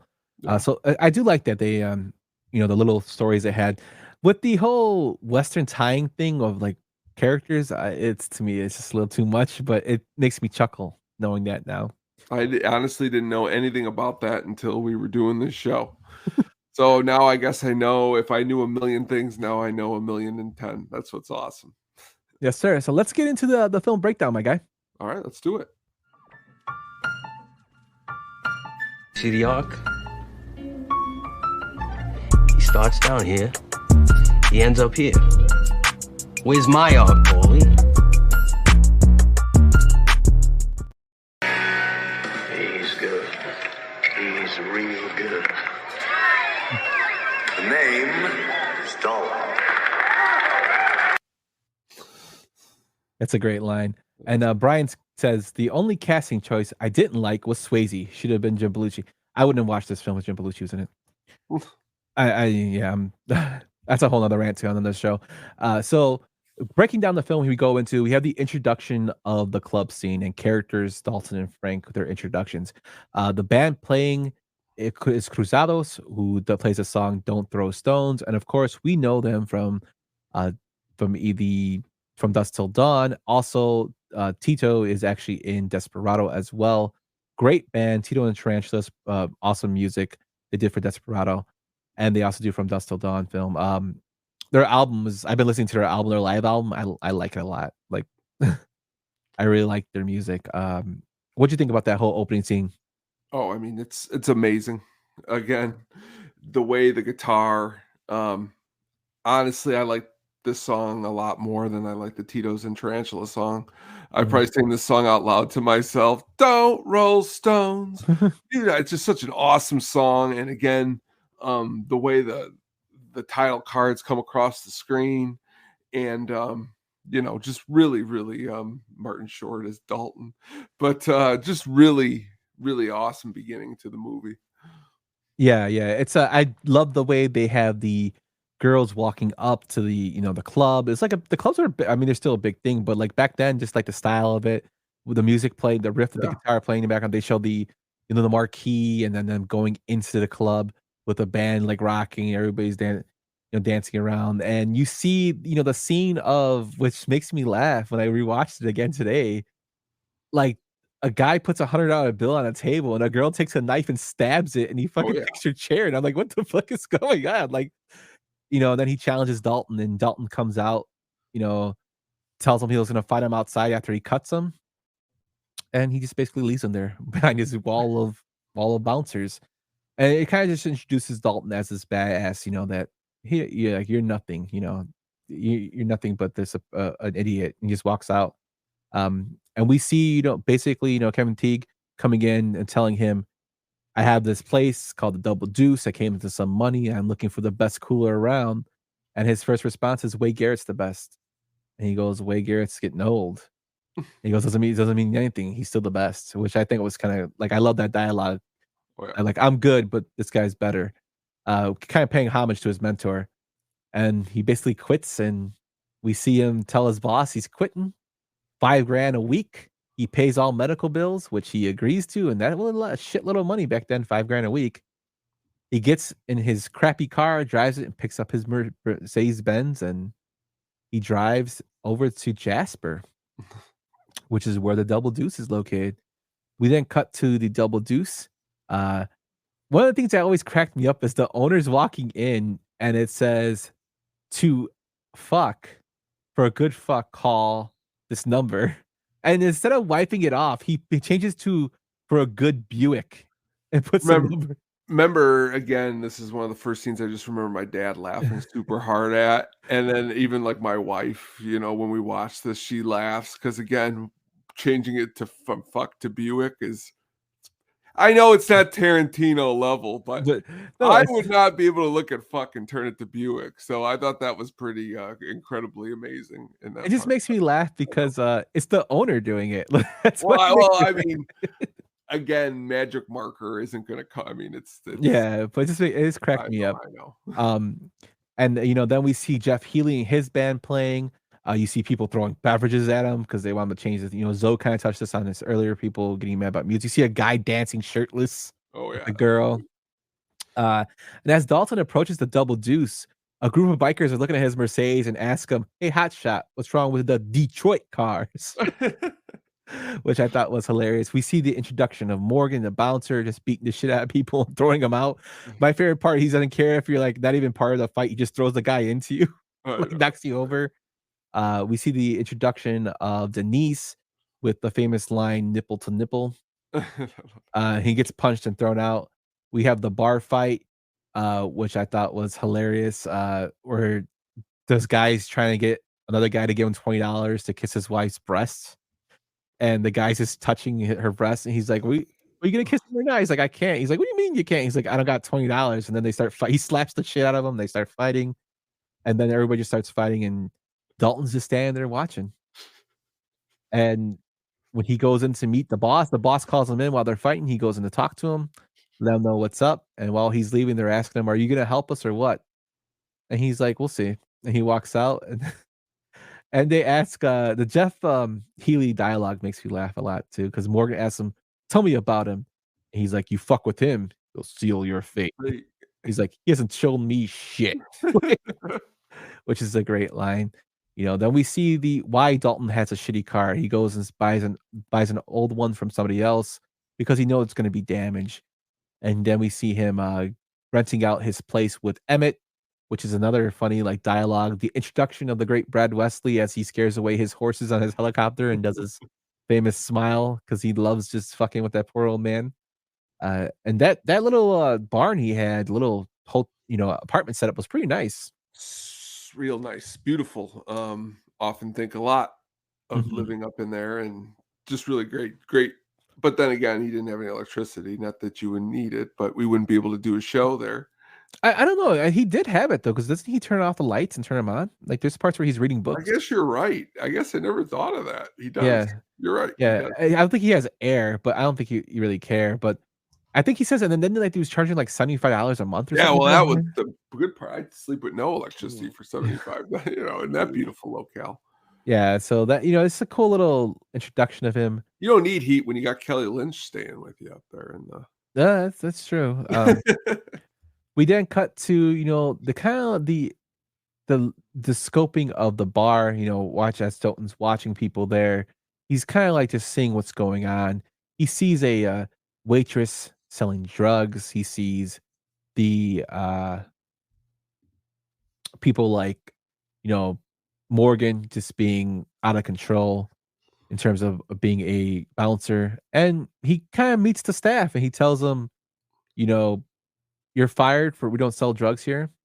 And he tells Morgan, you're fired. You don't have the basically temperament for the trade. And he goes, well, what am I supposed to do, asshole? And he goes, there's always barber college, which cracks me up.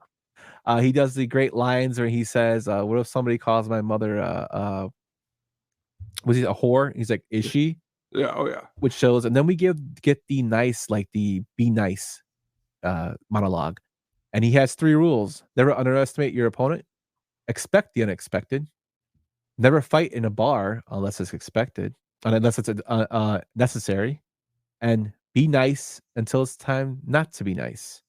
And this whole terminology and theory and philosophy, in 2015, the New York Post exclusively reported that the lecture portions of the mandatory 3-day retraining course for cops were revamped with Roadhouse as a training tool.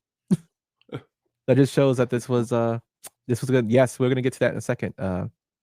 Jack skimming by the bartender. We didn't see him take over, and this is when he tells them he will be the cooler, you'll be the bouncers.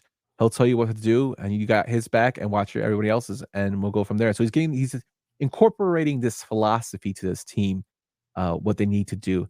And when this first night there, he sees Pat, the bartender, skimming money, and this is and 26 minutes into the film, we see him get physical as a guy pulls a knife on a guy and he slams his head into the table, breaks the table, and the line is, "Did you fucking see that?" At the end of the night, we see Pat McGurn, the bartender, get fired, and he gives the ultimatum, "Or is this good with you too?" As he tells the owner, and the owner says it's good with me. So we know there's some little backstory there with him firing. We then cut to probably one of the most hilarious dance scenes, the Wesley pool party. Great scene.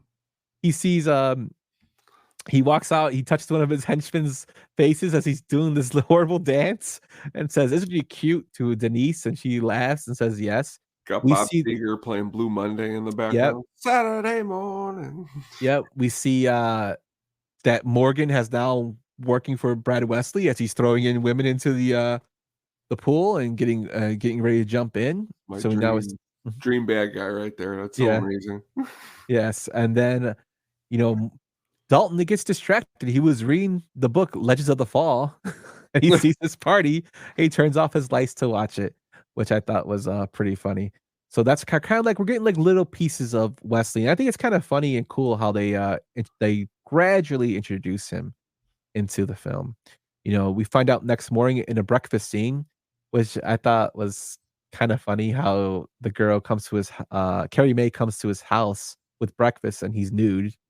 And she goes, "Oh my God," he's putting his pants on.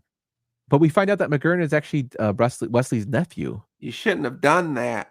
Yeah. She tells him, "You shouldn't have done that." And he tells him why. And she says that he was Wesley's nephew, which is give us another, the plot thickens, as I say. The next scene is where we find like the real hardcore introduction of Brad Wesley. Amazing. He's driving on the road, listening to Life Could Be a Dream, basically going between both lanes. He almost hits Dalton while he's driving, which cracks me up. And he just doesn't give a shit. My favorite is Dalton's face after he almost hits him. He's like, yeah, his mullet goes fly. He's like, what the frick? yeah, and Wesley's just singing and dancing, and we see him doing that as a man who doesn't care, and you can tell he doesn't give two shits. He's above the law, which he basically shown there. And then we see the introduction of Uncle Red, who was played by Red Webster, and the introduction of Jimmy, who is Brad Wesley's henchman. Like I said, Red West plays the auto parts dealer, and Rowdy Harrington found him to be a fascinating guy. He had been good friends with Elvis. He knew martial arts, and he worked as Presley's bodyguard at times. And since they were filming in kind of a Western style, he wanted to have a guy associated with Elvis, because Elvis is mentioned in the film a lot, even by Wesley when he tells Jeff Healey, "Elvis plays something with balls." So that's kind of cool. Again, he is a member of the Memphis Mafia, is what they call them, which I thought was funny. Jack says, "If I was a girl, my name would have been Denise." It's a fun fact. Would you have been a male woman, though, Jack? That's the real question. So as we see, Brad Wesley's introduced. He comes into Red's auto store, and we see that Red's demeanor changes. And I love the line. He's like, "Good morning today, huh, Red?" He's like, "It was." I was going to actually say that same thing. Right there. It's perfect. Yeah. It's a great line.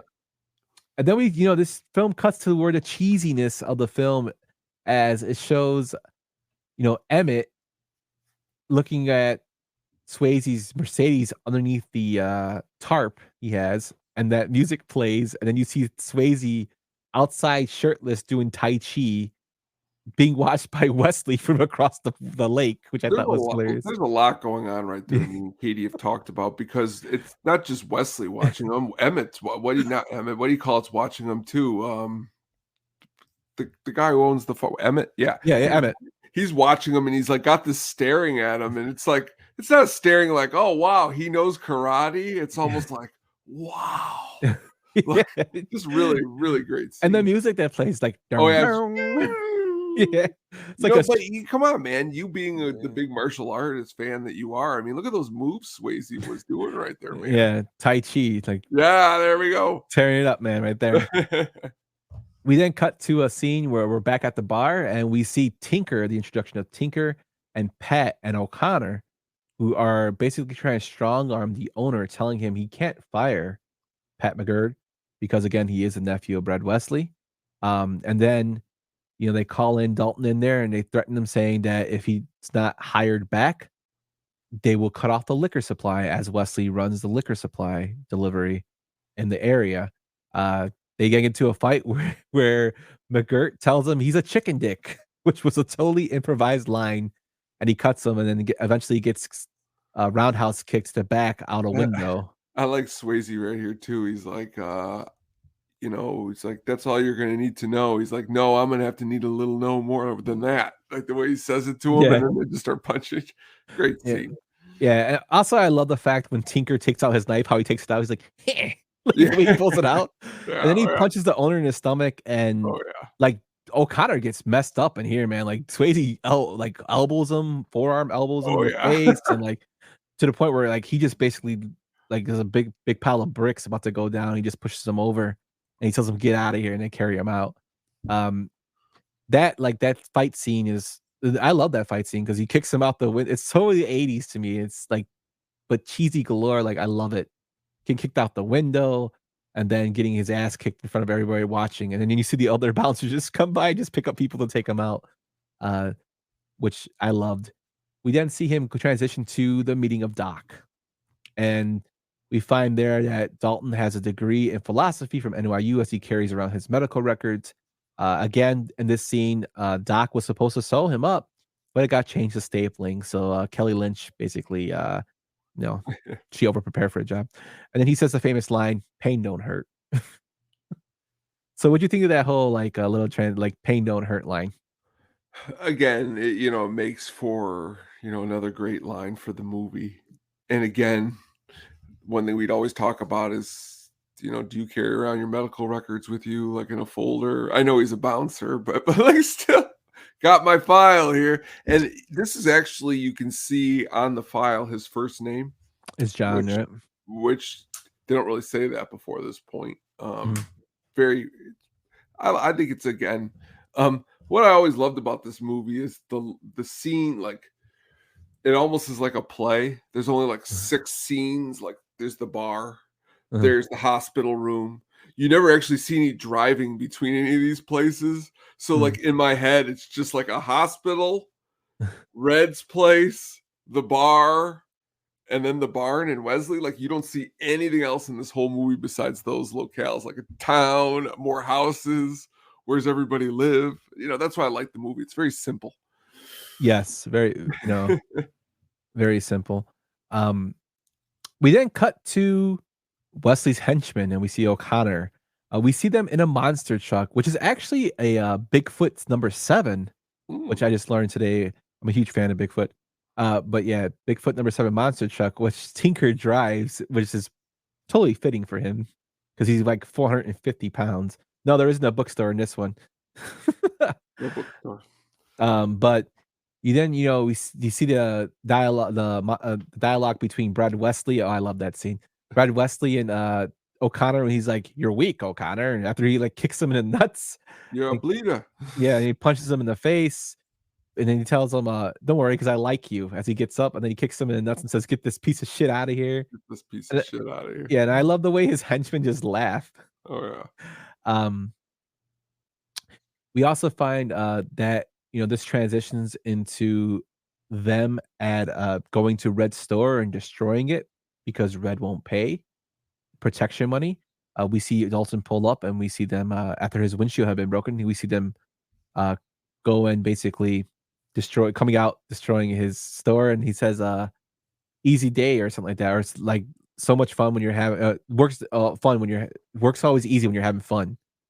And like, which always cracks me up. And you go and you see all the oil on the floor, and we find out that Doc is actually Red's niece. which is pretty funny, I guess. What a coincidence in this town. Yeah. That the doc that you went to sew you up happens to be the guy who sold you your hubcaps. Wow, this is great. Yeah. And, it's just like, it's corny, but it's just gels together so well. It is. Uh, It is. We didn't transition to probably one of the best characters in the film, the arrival of Wade Garrett. And the way we find this out is Wade Garrett pulls up to the Double Deuce while they're getting a liquor shipment. And Dalton goes to the back to get the liquor shipment, and Wesley's men are waiting there. And while they're waiting there, You want to fight, Yep. dickless? I sure ain't gonna show you my dick. Love that scene. Yeah, that's one of my favorite scenes too. Where we see him call Wade, and then we see him ask about Wesley out there, and then eventually Wade comes up for that scene, which I think is probably one of the better scenes in the film. Also, previous to this, if we go back a little bit, I forgot to mention this, but I wanted to mention I put a note for this one. There's a scene where Carrie Ann sings with the band, and me watching it was like, there's no fucking way that's really her singing, because it looks like it's like lip sync, and it probably is, but reading this, I found out they discovered during production that Kathleen Whitnell, who actually plays Carrie Ann and plays the waitress, could sing, so they incorporated that into her character. It's a nice touch, and director Rowdy Harrington thinks it suggests that those things around Dalton are blossoming along with the changes he has brought to his bar. Her singing wasn't great, but I didn't even know it was really her singing. Knock on wood. Yeah. We also see Denise hit on Dalton, and the meeting with Wesley at his house. We see that Denise has a black eye due to her hitting on Dalton and pulled away by, Jimmy. And according to Rodney Harrington, Ben Gazzara, for that scene where they go to his house, ate probably 12 eggs while filming it. And he says the famous line there, Tony, J.C. Penney is coming here because of me. Now, that scene is just really just one of the best. Photomat here. Christ, J.C. Penney is coming here because of me. You ask anybody, they'll tell you. Great. Yeah, that's a total great line. We also see that before the arrival of Wade, the new opening of Double Deuce is made, and the introduction of bartender Ernie, who was played by Keith David. And like you said, Tony, like 95% of his scenes were cut. There was supposed to be an introduction of him being hired, a bar fight with him, breaking things up, and they just basically dwindled down to what it was now. Now, the original film was 3 hours long, and they cut out over an hour. Yeah, over an hour and 10 minutes of it. We need that cut. That's Yes. what I need to find. I did not. That's what we need here. Yes, and then we see the famous scene of Doc spending the night. They used padding behind her when she was getting the love making behind the rocks, with the rocks against her. So she said that they put padding there so she wouldn't get hurt. And like you said earlier, according to Kelly Lynch, whenever Bill Murray sees her sex scene with Patrick Swayze on television, he calls her husband, Mitch Glazer, to tease him about it, along with his brothers and other members of SNL calling, which I think is hilarious. We get to the arrival of, Wade, like I said, and then we see, Wade actually meets Doc. And when he meets Doc, he tells him about Dalton, she's a good woman. And reading this, I found that lots of Garrett's scenes were cut as well. His character development was cut. Yeah, I could tell that. Yeah, he has a rose on his arm, and there's a reason for that. It's a person that he loved in the past. He had lover issues, that he screwed up, and they kind of like watered down his character, which that's kind of a shame because Sam Elliott, deserved a little bit better. Yeah. But he got the fact that Terry Funk told him, "None of your business, Dad." Yeah, that part's great. So Wade Garrett's here now. We're all caught up, and we go to Red's store, be exploding. So the exterior shots of the Double Deuce and Red's auto parts were facades, meaning they were built on site. They weren't real places. The barn that Dalton rented was also built on site, and just for the movie, they thought that MGM Studios was burning down when this explosion happened to Red's store, and it cost $25,000 to shoot that scene, and it woke up the neighbors. So that's I like that scene too, but it makes you laugh. He's like, Dalton, Red's store's on fire, and he like runs out. Like, I'm not thinking like, what are you gonna do? You're not a fireman. Like, No, I know. But of course he thought Red was in there, but he wasn't. And after that scene, we're introduced to the badass Jimmy again with Brad Wesley sitting at the bar. We see him say, Elvis, play something with balls. Which is where they had like this strip dance done by Denise.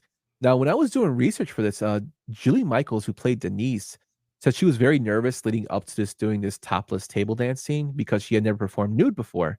On top of that, like it's crazy that her then boyfriend had committed suicide the night before filming. Producers went to her and said, "Do you want to postpone, the shoot?" And she told them, "No, she'll do it," even though she was an emotional wreck. Now learning that and looking back, like that's kind of fucked up. That is.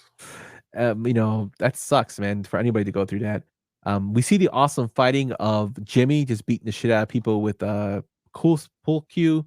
And then we see him fight against Wade. And I love how Wade, puts his hair back in a ponytail and when he hurts his little fighting stance and they get into it. And then you want to see the actual Dalton Jimmy fight, but you get a little taste of them trading blows before Wesley shoots a gun in the air and tells them to leave. The next scene shows the townspeople urging Red to go to the FBI. And he's like, "Are you going to go?" And the guy's like, "No." So basically you see how Wesley has this influence over the town, scaring people away. And basically people who cross them, get their stuff damaged, as we see in the next scene of the destroying of the car lot. Like I said, the Bigfoot 7 was used. It was driven by former vice president of Bigfoot 4x4, Jim Kramer. It cost $500,000 to destroy all those cars in the car lot and the car dealership. And it was done in one take. Bigfoot had to be repainted after the scene and went on to crush cars throughout the country and the world after that.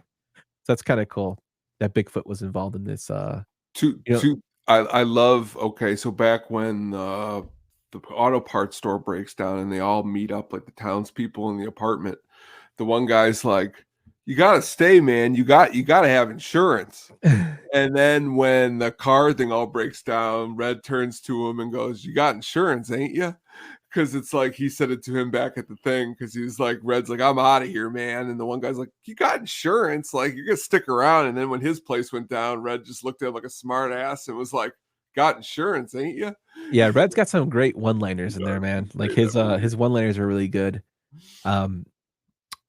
We then go to a scene where Garrett's getting kind of worried about, Dalton and everything that's going on, and tells him, maybe we should leave the town. It's getting a little too hot here, to where Dalton's training and punching fucking wood and doing all these kickboxing training and says, "Go, get the fuck out of here." And Garrett responds, "Maybe I should kick your ass."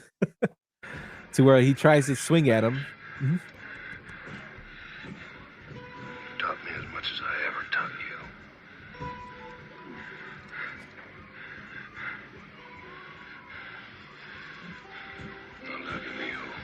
I love you, mijo. The greatest dialogue in film history right there, ladies and gentlemen. Garrett leaves. So Wade Garrett is gone for now. And then we have an argument with Doc and Dalton over Brad Wesley, where basically Dalton's telling her he's not afraid of her. And they're outside arguing. And we see the destruction of Emmett's house where it explodes. And he goes and saves Emmett, but he pulls him out in his old man pajamas, like his basically whole full body pajamas, long johns. He pulls him out. And he's alive. He says, "Emmett, are you alive?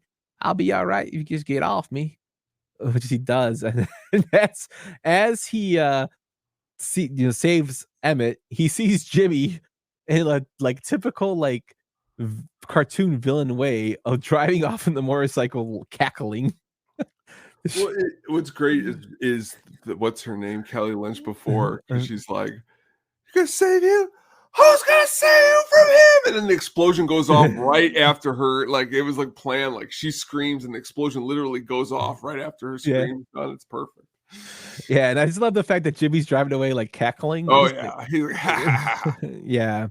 So Marsha R. Teague had a big fight scene with Jimmy with Patrick Swayze on the the famous fight scene on the beach. And Marshall and Teague initially didn't get along with Swayze, like we said. While filming their big fight, both men quickly realized they shared a dedication to realistic stunts. They developed so much trust that they improvised a lot when they fought and allowed each other to throw real punches and kicks, which is crazy. When Jimmy Brake swings a log at Dalton, Teague mistakenly thought it was a prop log, but it wasn't. It was a real log, and Swayze was covered in bruises with 2 broken ribs and a busted knee.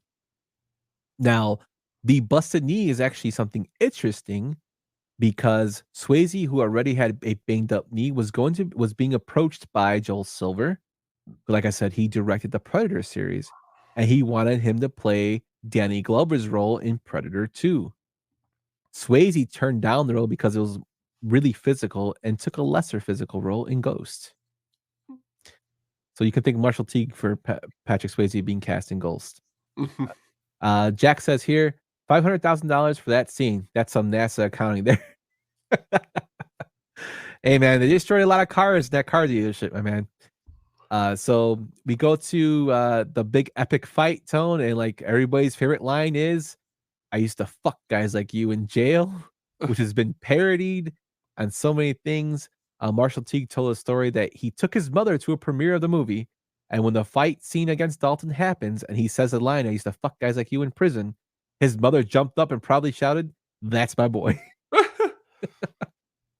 And the line was actually thought up by Joel Silver, which is kind of funny. So they said Silver had a lot of one-liners that they just used. We see the epic ripping of the throat, which has been talked about on many podcasts. I know Joe Rogan did it on his, where he said that's like his favorite part. He just takes the throat out. They mention it throughout the movie, and it happens here. And Kelly Lynch got in trouble because she was caught laughing when this was shot, which I think is hilarious. From there, we see Jimmy's dead, and we see his body get basically just thrown into the river, and it's floating towards Wesley, and you hear Dalton tell him, "Fuck you." Then we're going into like the end game, or like the final chapter of the film, where we see Wade Garrett come back as we find out that both Wade and Doc have been kidnapped. And he flips a coin, head or tails, to which tails, he says, "I'll let you know what it is." We find out Wade is actually released, and he's beating the shit out of him. He tells him, "Have a beer, I'll be back." Leaves him at the bar. He goes to find Doc, doesn't find her. When he comes back, Wade is dead. And when Wade being stabbed to death with a note saying it was tails, referring to Wesley flipping a coin, later it was shown that the knife belongs to Ketchum, which is one of the bad guys' henchmen that doesn't really get a lot of film time, but he's in there. And then with the Mercedes, when you see Dalton stuck the knife in as he goes to Wesley's place, where he basically launches his Mercedes into the house to distract them, Ketchum puts the knife back in his holster, which I thought was pretty cool. We then see Dalton basically take out all the henchmen one by one. Again, this scene, we only see him taking out 3 of them, main ones. Like we see Morgan's already out. We see other people on the ground. We just see him and Ketchum fight, and then McGirt gets shot, a knife thrown at him, and he falls over the banister to his death. And then we see stunt double when he falls. You can see it's totally not him. Totally not him, yeah. Great. It's totally horrible editing, but so horrible. It's great. Yeah. And then we see Tinker get a fucking polar bear fall on him. Oh yeah. Which I thought was hilarious. We do then see the demise of Wesley. And you know what? To be honest with you, when watching this film, I'm like, man, Wesley's kind of old. Like, how are they going to do this film scene? The fight. He actually held his own pretty well. Yeah. He was deranged, older guy. And his death, he just gets blasted by everybody with shotguns. It's just it's probably one of the most random endings to a film I can remember. And the movie's humor is intentional because director Rowdy Harrington said he wanted to make the fights like a Keystone Cops melee. And he kind of did that, where Wesley just gets completely blown away. The sheriff comes in, who had a larger role in the original film, until they cut his part. And they basically hide, the way they take away the shotguns, and they hide it and say, "Oh, he was like that when we found them." And that's just not how the law works. No, not at all. And Tinker says a bear fell on him, and then they cut to him and Doc in the water, and the credits roll. And that's good. That's Roadhouse. Greatest part there at the end is when they're in the water and the credits roll and the camera pans back. Jeff's just like playing guitar in the grass by himself while they're nude swimming, which is, would me and my wife be swimming nude while the blind, well, I mean, he's blind, but he's playing guitar up in the grass. I don't know. It's just like I said, it's like one of the most random endings. Very random. To a film. And yet, if you guys are watching us on YouTube, you see the screenshot of Tinker basically saying, "A bear fell on me." Bear fell on me. Yeah. It's just so random. Exploding car, like editing with the stuff. It totally was, Jack. That's a great call out, because if you watch the film Casino, when Robert De Niro's character gets into the car, you could totally tell it's a dummy when they edit to exploding. Yeah, it was like that when he fell over the banister. But that's Roadhouse. That's the film breakdown. Tone, I think the cheesiness adds to the nostalgia and love of the film. That's it. Couldn't say it better. Like, it's so bad it's good, and I think that it's just like it's lightning in a bottle for it. I think for it, it's just so bad it's good. How about you want to hear some fan theories? Let's go through them. Let's do it. Okay, my man. Let's go into our fan theories.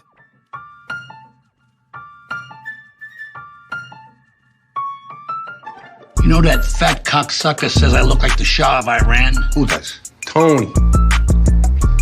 I never got that at all. So how was this film perceived? Well, Roadhouse is a Western and is a little different than classics such as Shane or Pale Rider. But because it is set in a seedy tavern and the characters don't look like Clint Eastwood or John Wayne, it never had a chance for critical gravitas. Siskel and Ebert, the great reviewers of movies, said Roadhouse is not a good movie. That's for sure, said Roger Ebert. Many, many years back on a show with Gene Siskel. Siskel chimed in and said, "It's so out there, it's so cartoon-like."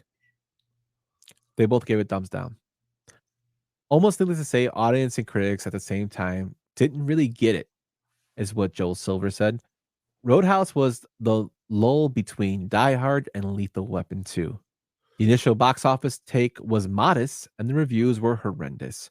Gene Siskel said of Swayze, "A young star has sold himself to become a pinup boy." Peter Travers of Rolling Stone called Roadhouse brutal and sexist and stupid. Variety's unnamed reviewer said it was ill-conceived and unevenly executed. Its vigilante justice, lawlessness, and wanton violence feel ludicrous in a modern setting. Roadhouse is considered a Western, or at least a modern day one, and it had a budget of $15 million and a box office of $61 million, so it did have a pretty modest return.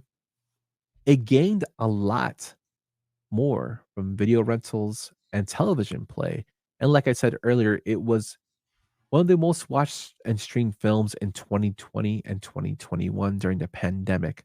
I think the reason that it got bombed so bad made people want to watch it. You know, where's Sam Reeves to talk about Geely? Everybody talks about Geely, how bad it is, but people watched it because they want to see how bad it was. That's true. And I think it's just a film that was just ahead of its time in terms of cheesiness. Wasn't supposed to be taken seriously like most other films. Had a great soundtrack, and of course it's not gonna be a hit with the critics, but it was entertaining. It's true. That's all that matters. And you know what I mean? Like you can. I love Siskel and Ebert. I love Roger Ebert. Like, he's one of my favorite people to read. Also Richard Roper. With the reviews. But sometimes critics don't like those comedic films. Like I know they hated Ace Ventura. I know they hated just films like that. Just aren't the critically acclaimed films. And this just wasn't one of them. That wasn't going to get Oscars. Even though Brad Wesley should have been nominated as the most evil villain ever. But it's what happens, right? Yeah. Oh yeah. But going to fan theories, Tone. Now, I glossed over these, so I'm gonna read you 2 fan theories, okay? Family Guy rekindled the Roadhouse. Yes, it did, totally did, Jack. It's been parodied everywhere. There's been a sequel to the film, a directed sequel called Last Call, which was fucking horrible. And there's been a remake, which is made, and it's okay, but not my cup of tea, but like people seem to love it. But here's one of the theories. So one of the theories from Reddit, the user's name was deleted, and then I wonder why, but he says Next of Kin, the film 1989 film, Next of Kin is a prequel to Roadhouse. He goes, everyone knows, everyone loves Roadhouse. The story of Dalton, the professional bouncer for hire, and how we know he regrets his past, killing a man who threatened him. And Dalton turns to Eastern mysticalism. He spelled that mysticalism as I'm reading it, to center his chi and spirit. He needs to center his spirit because his brother died in Next of Kin. In the movie Next of Kin in 1989, Patrick Swayze plays a Chicago cop called Truman Gates. After the Next of Kin, Truman leaves Chicago to study in New York City and become Dalton. I believe at the end of Next of Kin, Truman retires from the police force and becomes a bouncer to be Dalton. What do you think about that? Stretch, but I love Next of Kin. I love always doing these, so sure, I could buy that one. But is it plausible? He's a really nice guy in Next of Kin. He'd really have to, something bad would have to happen in between that. Actually, his brother's in it, right? Jack. Let's see. So that's one theory. Okay. That one's like really far stretched for me. We now see another critical theory here from Reddit, and the guy retracted his name on this one. He says Patrick Swayze's character in Roadhouse has poor morals and is essentially a bad character. He's not the good guy. He's no better than Brad Wesley. He opens by saying Roadhouse. You have to have seen Roadhouse to be able to argue here. Putting that out there to everybody reading his post. Everybody's like, oh, Patrick, such a great guy in the movie.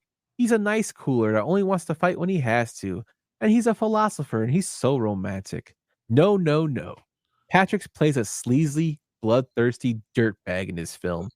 You have to read between the lines. First of all, Patrick's all about the bucks. He's not loyal. He leaves his employer for new employer, no notice, and immediately latches on to the owner of the Double Deuce. He demands a ridiculous amount of money and demands complete control to run the show. He's a nut job, greedy control freak.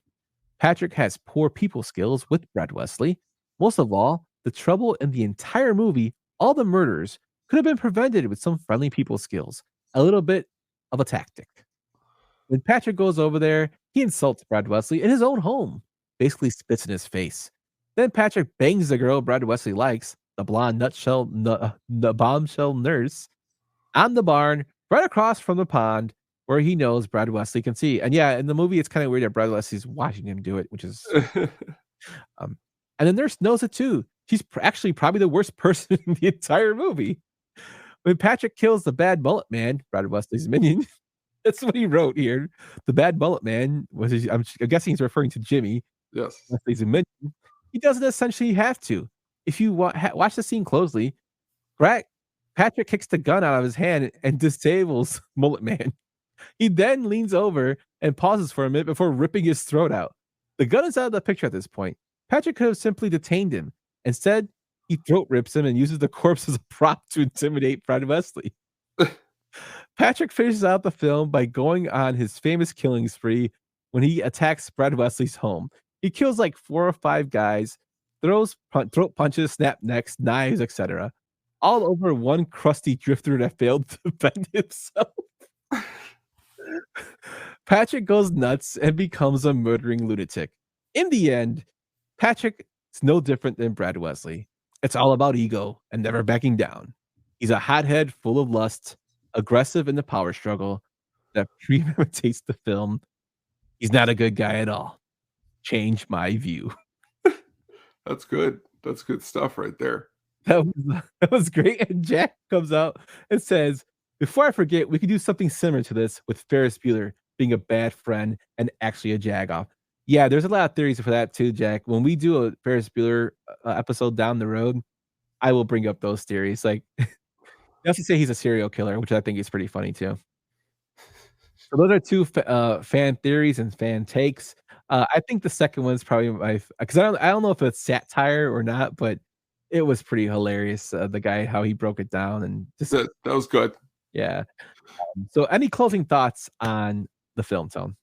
Great movie. Amazing one-liners, throughout this whole entire movie. I got married to an ugly woman. Don't ever do that. It just takes the energy right out of you. She left me, though. Found somebody even uglier than she was. That's life. Who can explain it?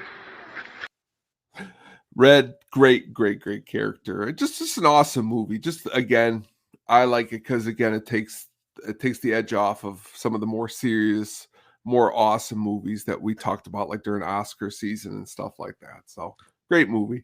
Yeah, definitely. It's not to be taken seriously. It's a fun movie. Yeah, very cheesy but fun. Yeah.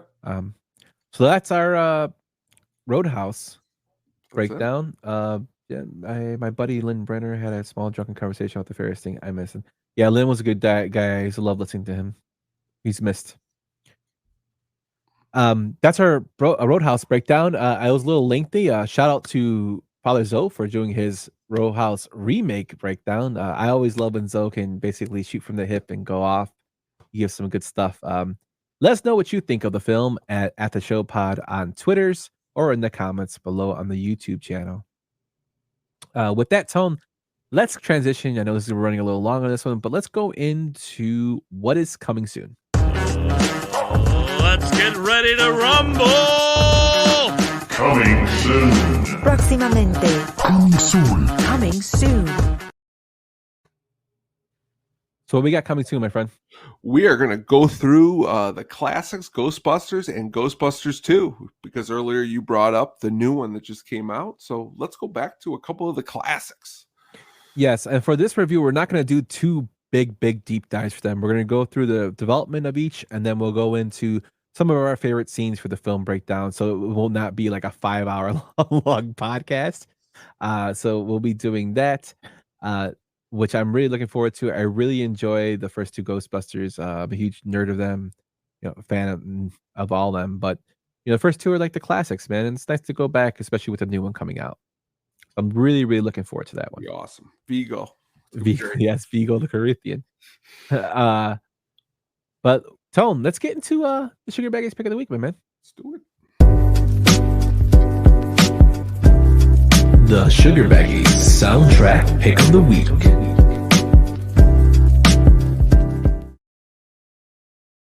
Tonight, so many great songs appear in the Sopranos television show. So many have just made my whole entire day. This clip I'm going to play you right now. This is a lot of people talk about the Sopranos for different reasons. This is the reason why I love the Sopranos, is the way they were able to line up the music with the scene. Where you gonna go, huh? Where you gonna go? You motherfucker! That whole scene lined up with Rock the Casbah is just amazing. There's another scene where he's coming up the driveway singing Dirty Work by Steely Dan, and she's throwing his clothes out his window. There's another scene where he falls asleep listening to Dark Side of the Moon. Just so many great, and the soundtrack itself that they put out, some great stuff on there by R.L. Burnside. It's bad, just really awesome. Always enjoy the music in the Sopranos. Just decided tonight that's what we're going to showcase. So thank you very much for letting me do that, everybody. No, for sure, man. Just like a little bit off that, the Dirty Work, song when he plays it, and he goes, "You're not my dirty work." Yeah. And people like have memed that to stuff, And the crazy thing is that Chase, everybody knows Alabama 3 for Woke Up This Morning is the theme song. David Chase never really wanted a theme song for The Sopranos. He wanted to have different music played for each episode, but the studio told him they have to have something consistent. So that's why you have Alabama 3 for intro, and then every episode ends with a different song. My favorite one is the Rolling Stones, Keith Richards at the end of season 2 when they kill Big Puss and they played the Rolling Stones song over it, "What the Ocean" of Jersey. It it's probably one of my favorite like scenes from the series. Oh yeah, great. David Chase is like phenomenal in the way he shoots things and the way he writes things, especially that series. And it's still, I don't care what anybody says, the best series ever made in my opinion. It's great. But yeah, awesome pick, Tone. Great tunes on those. Thank you. So that is our show. But before we go, today we had some unfortunate news, Tone. Oscar winner and legendary actor Louis Gossett Jr. passed away at the age of 87 years old. If you're listening to this, it was on March 29th. He passed. Seeing my first film seeing Louis Gossett Jr. in was in the movie Toy Soldiers with Sean Astin. And then I went back and watched Iron Eagle, and I watched Officer and Gentleman, and then he's in one of my favorite films of all time, Digstown. I know Beef Loaf gave a little nice tribute to him. You ever see Enemy Mine? Yes, I've seen Enemy Mine. Just one of those actors that he's in, like, he's kind of like one of those character actors that just happens to appear in a lot of movies, like a Steve Buscemi or an Ozzie Davis. Like he was like just like small roles or even the major roles, but he always knocked it out of the park no matter what he played in. One of my favorites, and it's very sad, that the people we grew up watching are passing on as they get older. Sure is. What was the first film you saw him in, Tom? Blue Chips, Enemy Mine.